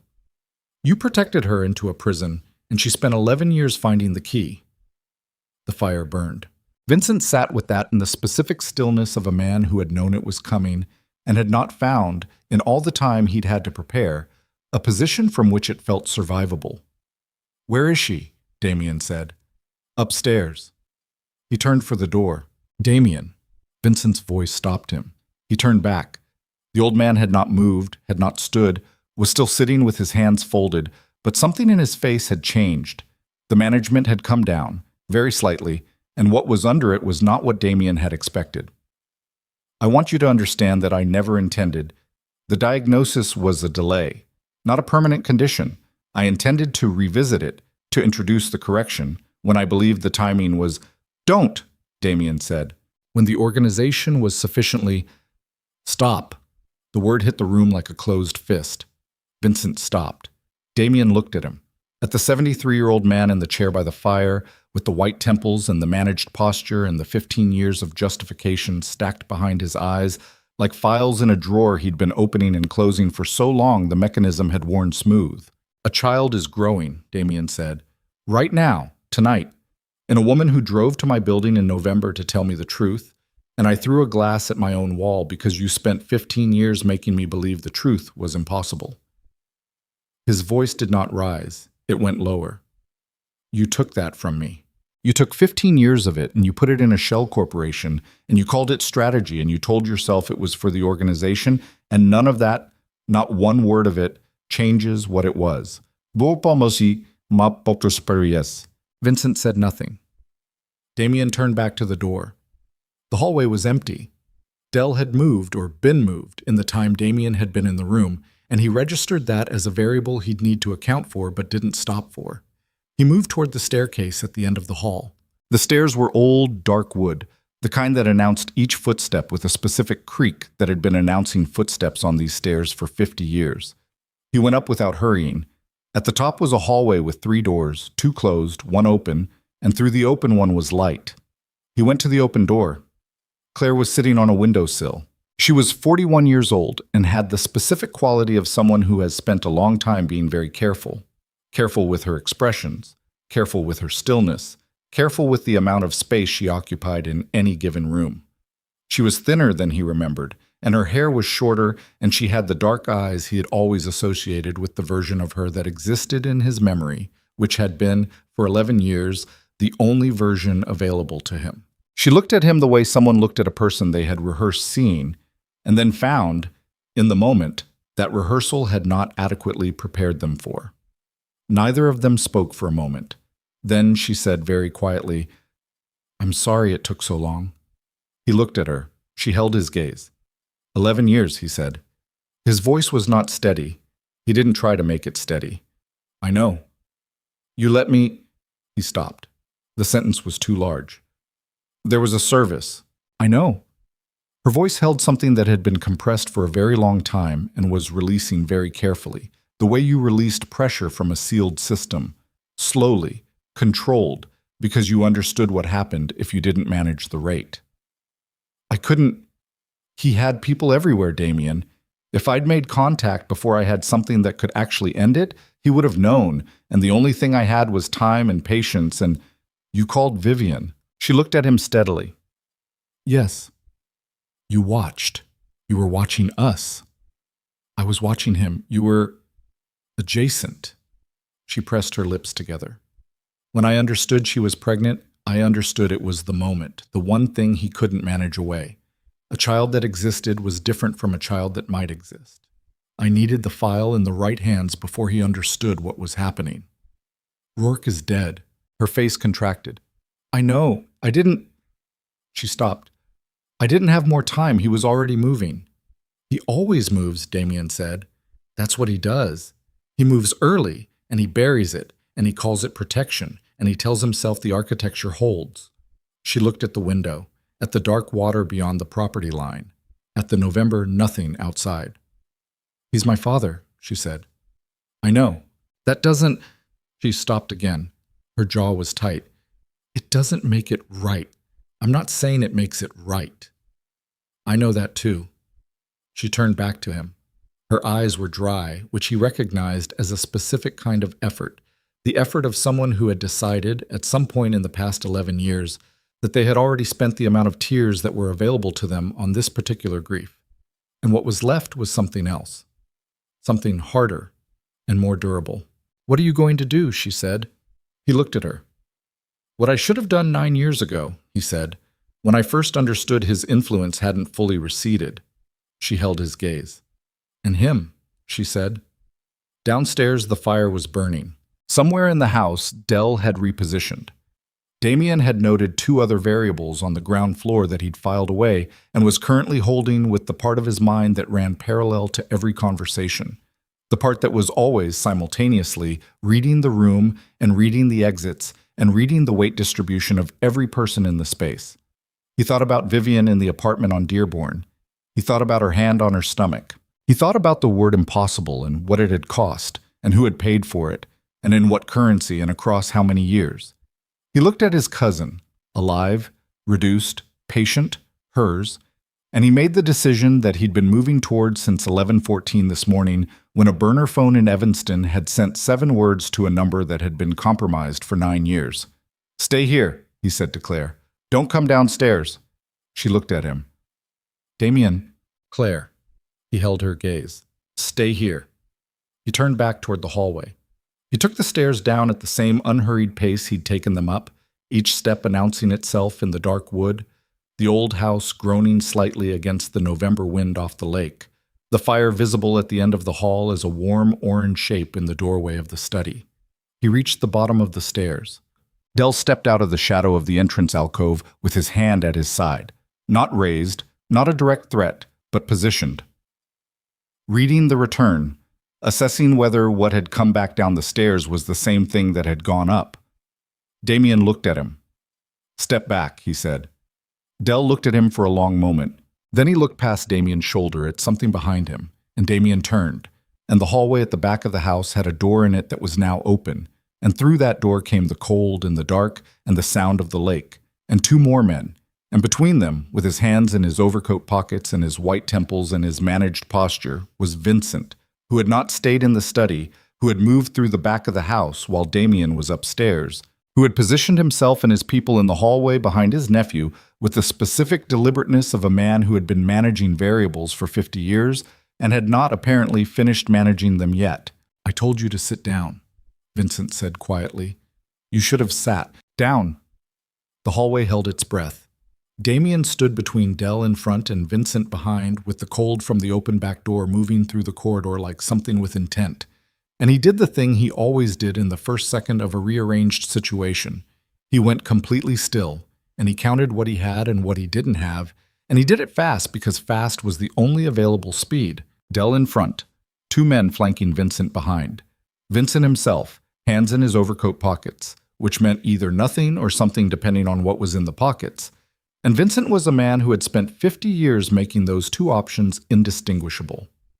4 people. 1 hallway. Old house, stone exterior, November wind, lake behind it. And upstairs Claire, who he'd told to stay there. "You moved," Damien said. Not accusation, observation.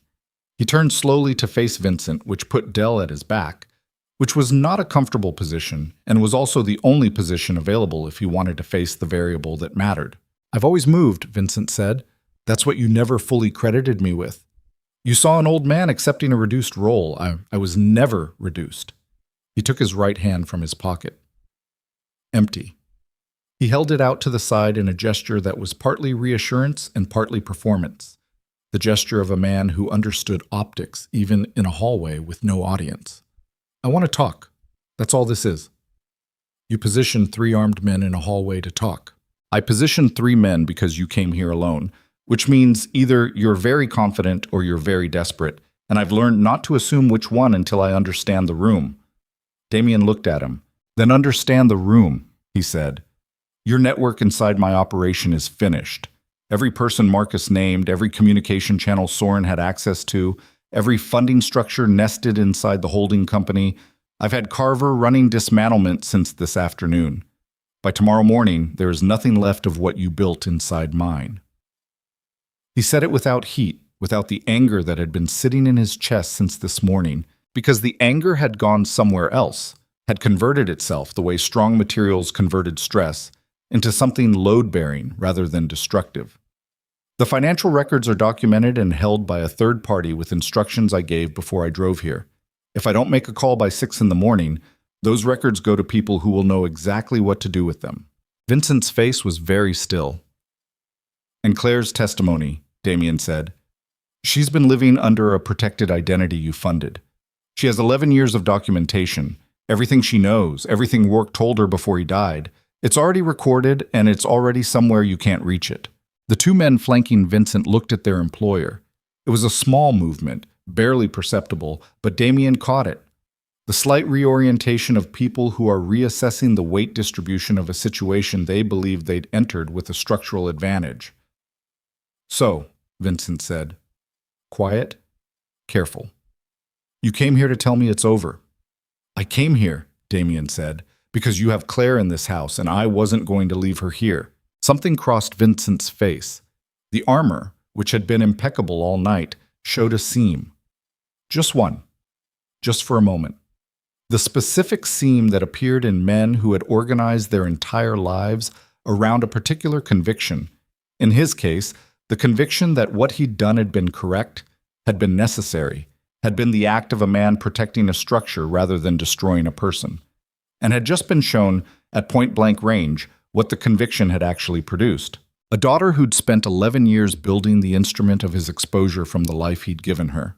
A nephew who'd driven alone to a dark house on a lake, not to negotiate, not to threaten, but to collect a woman he'd thought was dead. "She came to me," Vincent said. His voice was lower now. Something in it had changed. Not softened exactly, but lost the managed quality, the performance of it. What was left was something older and less constructed.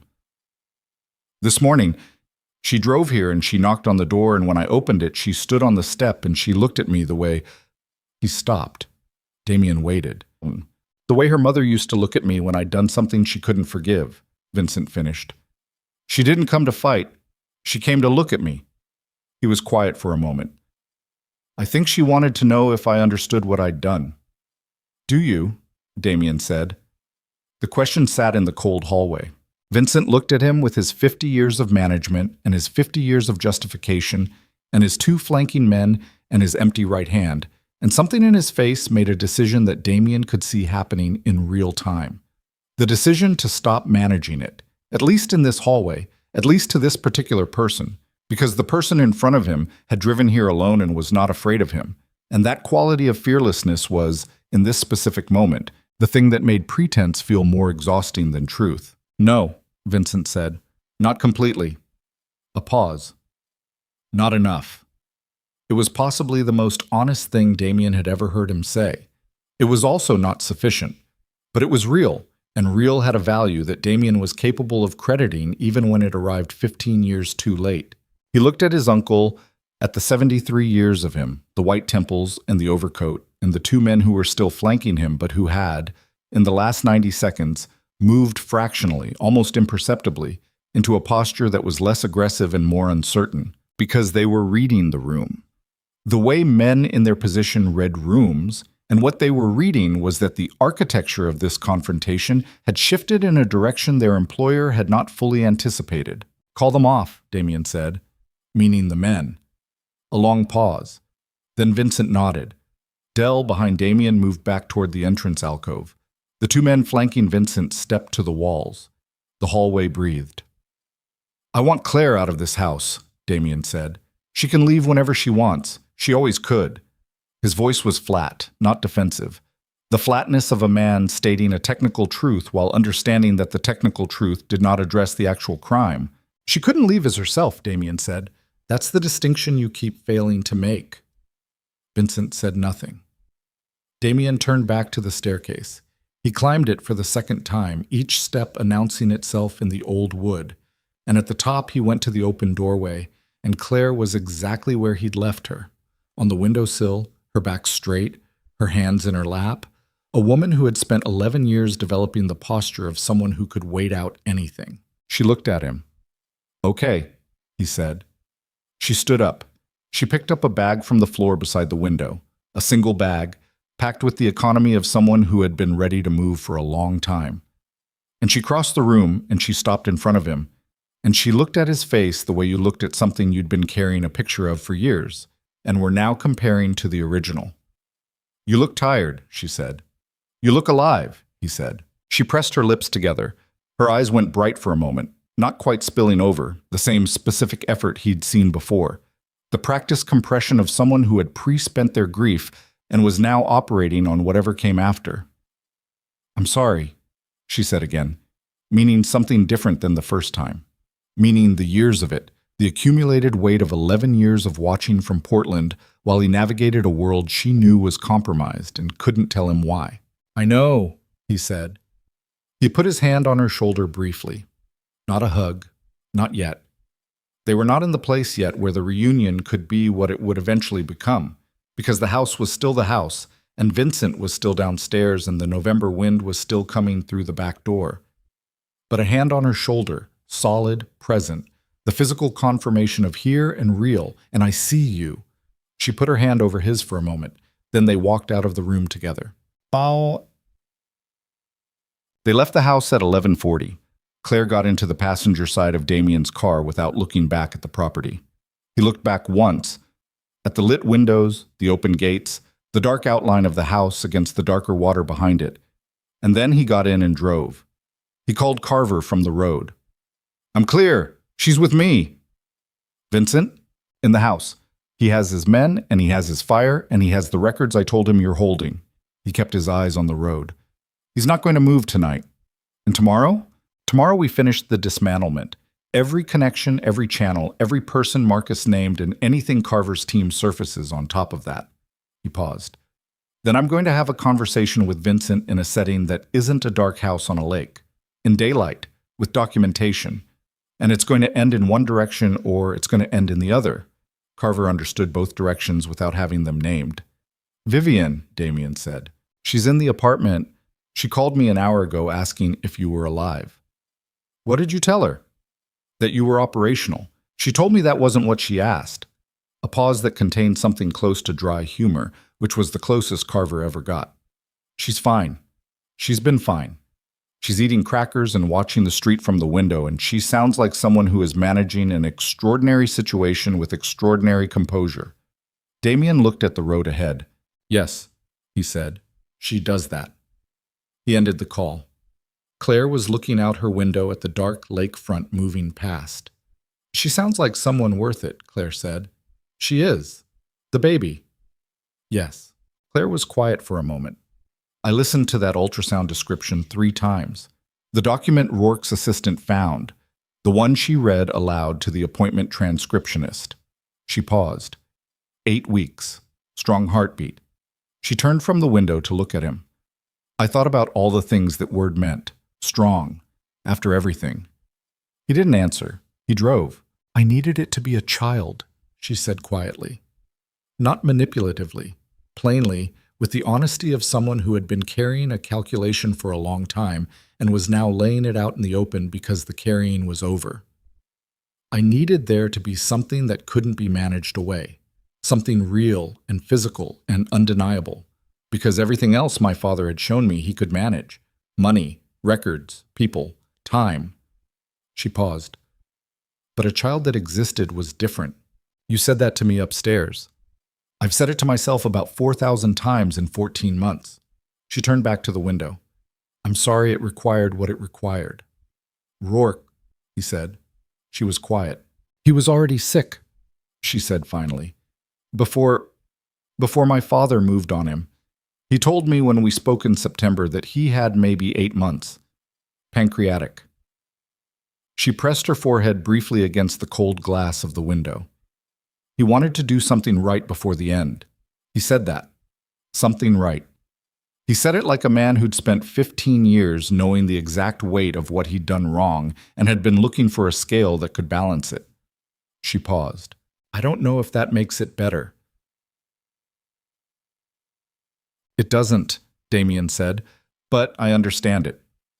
He drove. The city appeared on the horizon, the familiar compression of lights against the low November clouds, and something in his chest responded to the sight of it the way it always responded. The particular complicated ownership of a man for whom this city was simultaneously a home and a responsibility and a weight, and the only landscape in which he fully understood the coordinates of himself. Where will you go? He said. I don't know yet. She said it without distress, with the considered openness of someone who had spent 11 years inside a defined structure and was now standing at the edge of an undefined one and had made some peace with the vertigo of it. Not back to Portland. That chapter is... She shook her head. I'll figure it out. You have people, he said. She looked at him. You have people, he said again. Whatever you decide to do and wherever you decide to do it, you have people.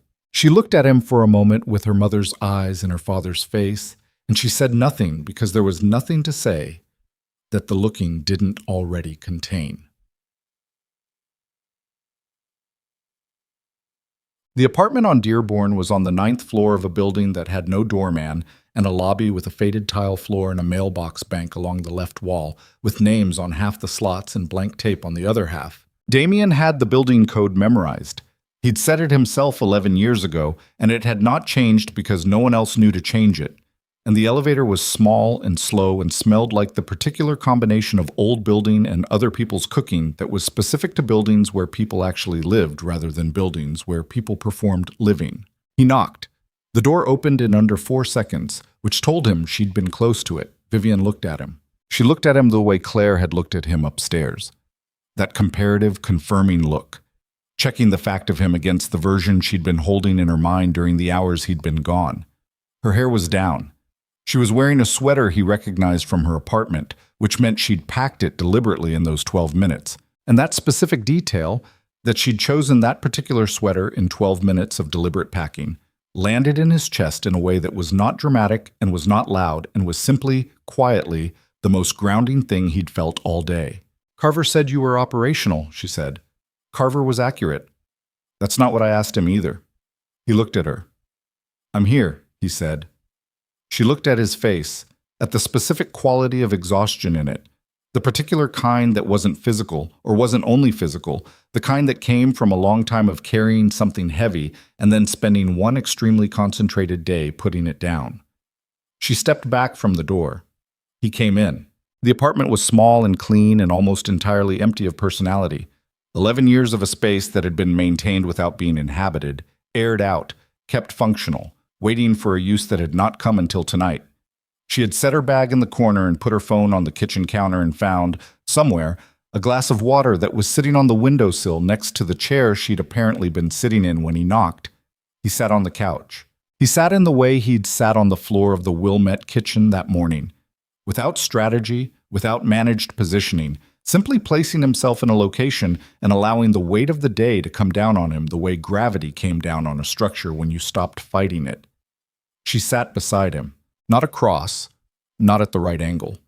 Beside, with the specific proximity of someone who had decided that the geometry of self-protection was no longer the appropriate geometry for this moment. "Tell me," she said. He told her. Not everything, not the operational details, not the specific mechanics of the dismantlement Carver was running, not the 2 directions he'd described to Carver on the drive back, but the rest. Vincent and the hallway, and the things Vincent had said and failed to say, and the single moment of honesty that had been insufficient and real simultaneously. Claire on the windowsill with her bag packed and her 11 years of patience. The drive back through the city.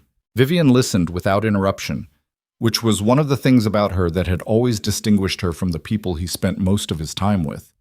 She listened the way good architects listen to a client's description of a space, with the whole of her attention, not preparing her response while the words were still arriving but actually receiving them, letting them land, forming her understanding from what was given rather than from what she'd already decided. When he finished, she was quiet for a moment. "Claire," she said. "Yes." "She's the one who called me." "Yes." "She waited 11 years." "Yes." She looked at the window. The city beyond the glass was doing what the city always did. Indifferent, continuous, its lights their own weather. "She waited until there was a child," Vivian said. "She said she needed something that couldn't be managed away." Vivian put her hand on her stomach. He looked at her hand. "She was right," Vivian said quietly, "about what it meant. A child that exists is different." She paused. "I've been thinking about that all night, sitting here, about the specific difference between a thing that might happen and a thing that is happening." She turned to look at him. "You spent 15 years believing the second thing was unavailable to you." "Yes." "And you made your peace with it." "I thought I had." She looked at him. "Did you grieve it?" she said. The question was direct and quiet, and had the quality of a question that had been present in the room for some time, waiting for the right moment to become audible. He thought about what to say. He thought about the years of it, the way he'd filed it and moved on, and built the architecture of a life that worked within the constraint, that found other forms of continuity, that identified other reasons to build and maintain and endure. He thought about the word heir and all the times it had appeared in conversations about the future of the organization and the way he'd managed those conversations with the efficiency that he'd told himself was practical, and that he understood now, sitting on this couch in this empty apartment, had also been the efficiency of a man who couldn't afford to feel the specific shape of what he'd supposedly accepted. "No," he said. She nodded, very slightly, the nod of someone who had suspected the answer and received confirmation of it. "Then there's going to be a point," she said, "somewhere ahead of us when it comes, when the fact of her the baby, when that lands on top of 15 years of believing she was impossible, and it's going to be—" She paused. "I want you to know that I know that's coming, and I'm not going to be frightened by it when it does." He looked at her. "Vivian, I'm not making a speech," she said. "I'm just telling you a fact, the same way I told you the first fact, in your penthouse, when I probably should have called first, but I didn't, because I needed you without the preparation." She held his gaze. "I'm not frightened of the complicated version of you.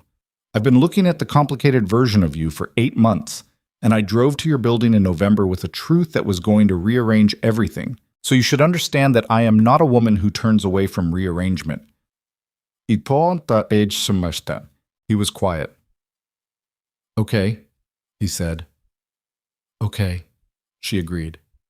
They sat there.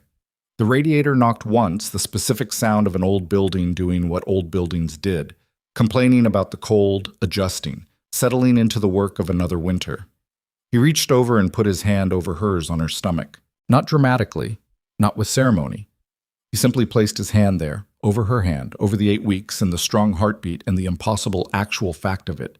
And he sat with the weight of his hand there and felt, for the first time since a glass had hit a marble floor in a penthouse 34 floors above the city, that the rearrangement was not only loss, that some rearrangements made space for things that hadn't had space before.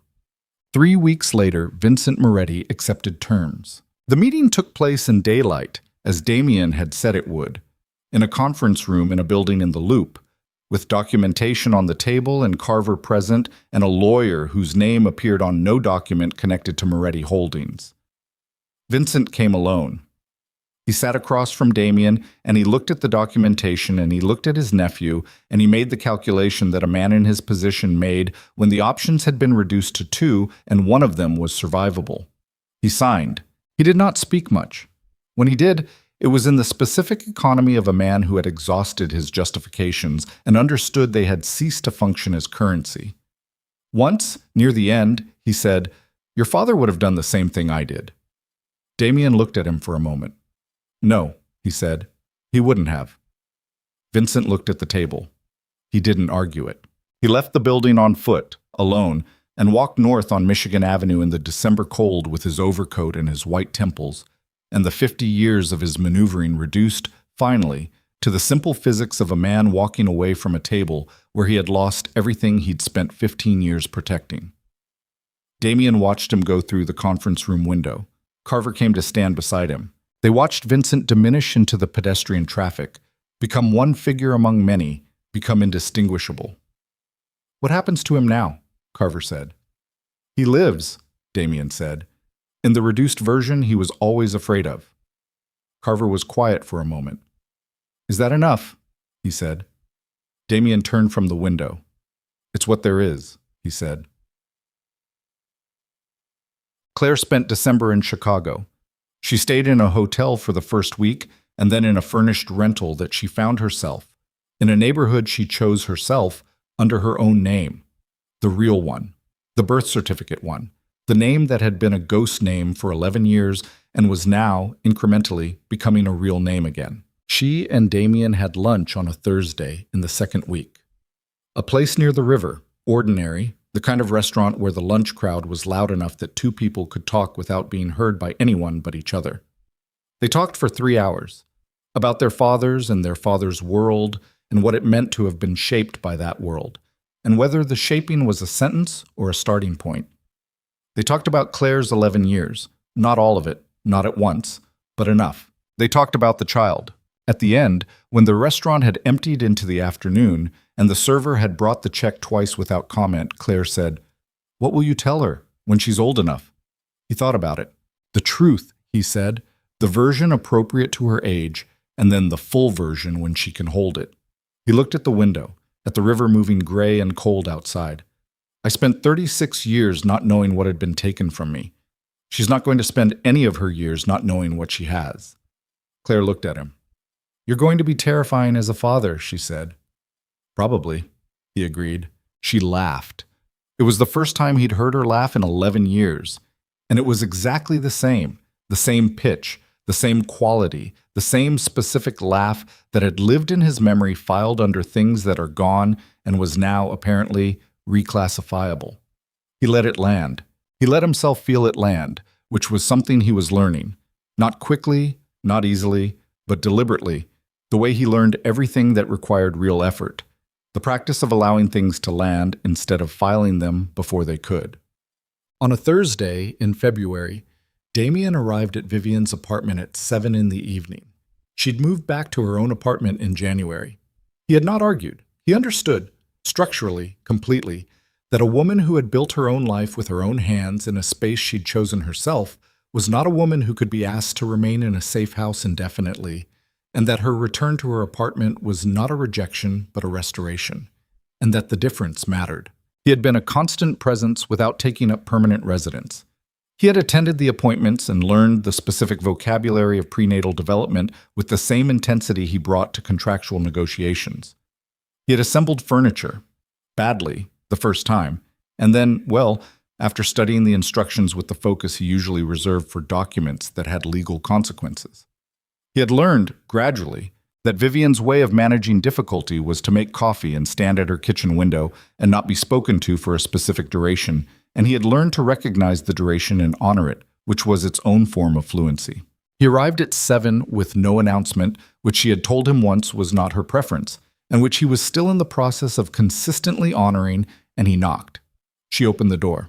She was 20 weeks now, the pregnancy visibly present, and she had the specific quality of a woman who was managing a great deal simultaneously and had decided that this was fine, that she was built for managing a great deal simultaneously, and that anyone who suggested otherwise should expect a measured but firm response. He came in. He sat at the kitchen table. She was making tea, and she made it without asking if he wanted any, because she had learned that he didn't drink tea but would hold a cup if it was put in front of him, and the holding of it was a kind of participation. She put a cup in front of him. He held it. He looked at the table for a moment. Then he reached into his jacket pocket, and he put something on the table in front of her.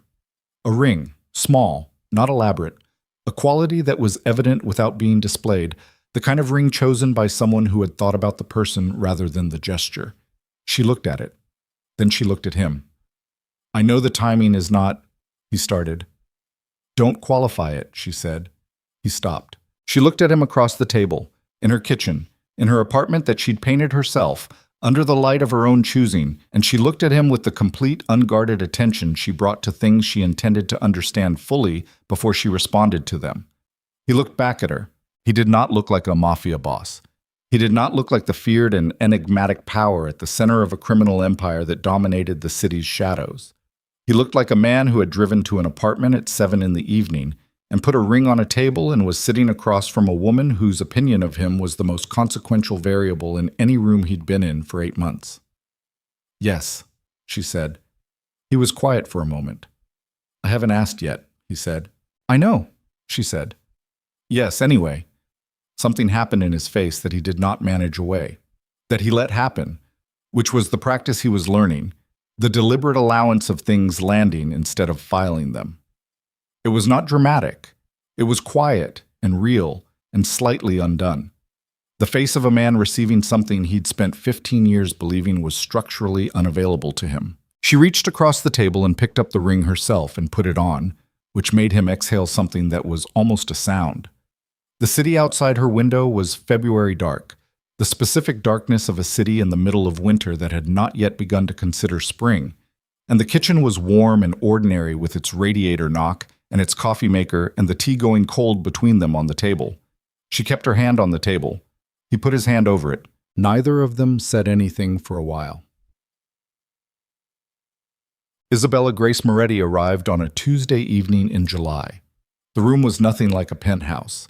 It had fluorescent light and the specific institutional smell of hospitals everywhere, and there was a nurse named Patricia who had a practical, warm manner that Vivian had told him twice she appreciated. And there was a chair that he sat in for 11 hours and would have sat in for 100 more without complaint. When it was over, when the room had settled from its chaos into something quieter, when Vivian was exhausted and present, and looking at him with eyes that had seen something he had not seen, and that he understood he would spend the rest of his life trying to partially comprehend, when all of that had happened, the nurse put the baby in his arms. She was very small. He had known, intellectually, that she would be small. He had read about it. He had attended the appointments and received the information. He had understood, on a factual level, the dimensions of a newborn. He had not understood this. He had not understood the specific weight of her, not heavy, barely present on the scale of things, but weighted in a way that had nothing to do with grams, the specific gravitational quality of something that had not existed and now did, that had been impossible and was now undeniably, irrevocably real.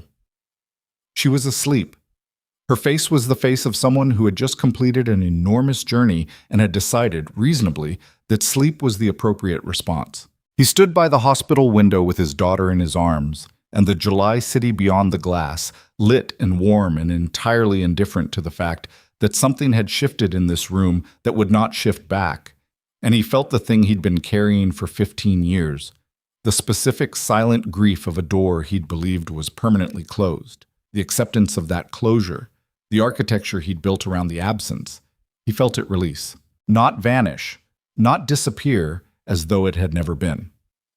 It released the way a structure released when you finally address the load correctly, not by removing the weight, but by distributing it to the places built to hold it. He looked down at the sleeping face of a girl who would grow up knowing exactly what she had, in a world where the people who loved her were not perfect and had never been, in a family assembled from difficult materials by people who had chosen it over the alternatives. Vivian's hand found his arm. He looked at her. She was watching his face with the complete, unguarded attention she brought to things she intended to understand fully. He looked back at the window. At the city below, bright and relentless and entirely ongoing, the city that had held all of this inside it, the penthouse, and the shattered glass, and the gray Volvo, and the house on the lake, and the conference room in December, and the kitchen table in February, and this room, this window, this weight in his arms. He breathed. Outside, Chicago burned beneath the summer sky, warm and indifferent, and full of its own noise, knowing nothing about the man at the window or the child in his arms, or the 15 years that had preceded this moment. It didn't need to know. The moment didn't require witnesses. It only required what it had. The window, the light, the weight, the woman's hand on his arm, the sleeping face against his chest. The walls had come down. Not all at once, not dramatically. The way walls actually came down? Incrementally, under sustained pressure, material by material, until one day you looked at the space where they'd been and understood that the light had been getting in for a while already, and you hadn't noticed, and that was fine. That was perhaps exactly how it was supposed to happen. Isabella Grace slept on. The city moved, and for the first time in 15 years, the future was not a calculation. It was just the next moment, and the one after that, and all of them, unremarkably, extraordinarily, his.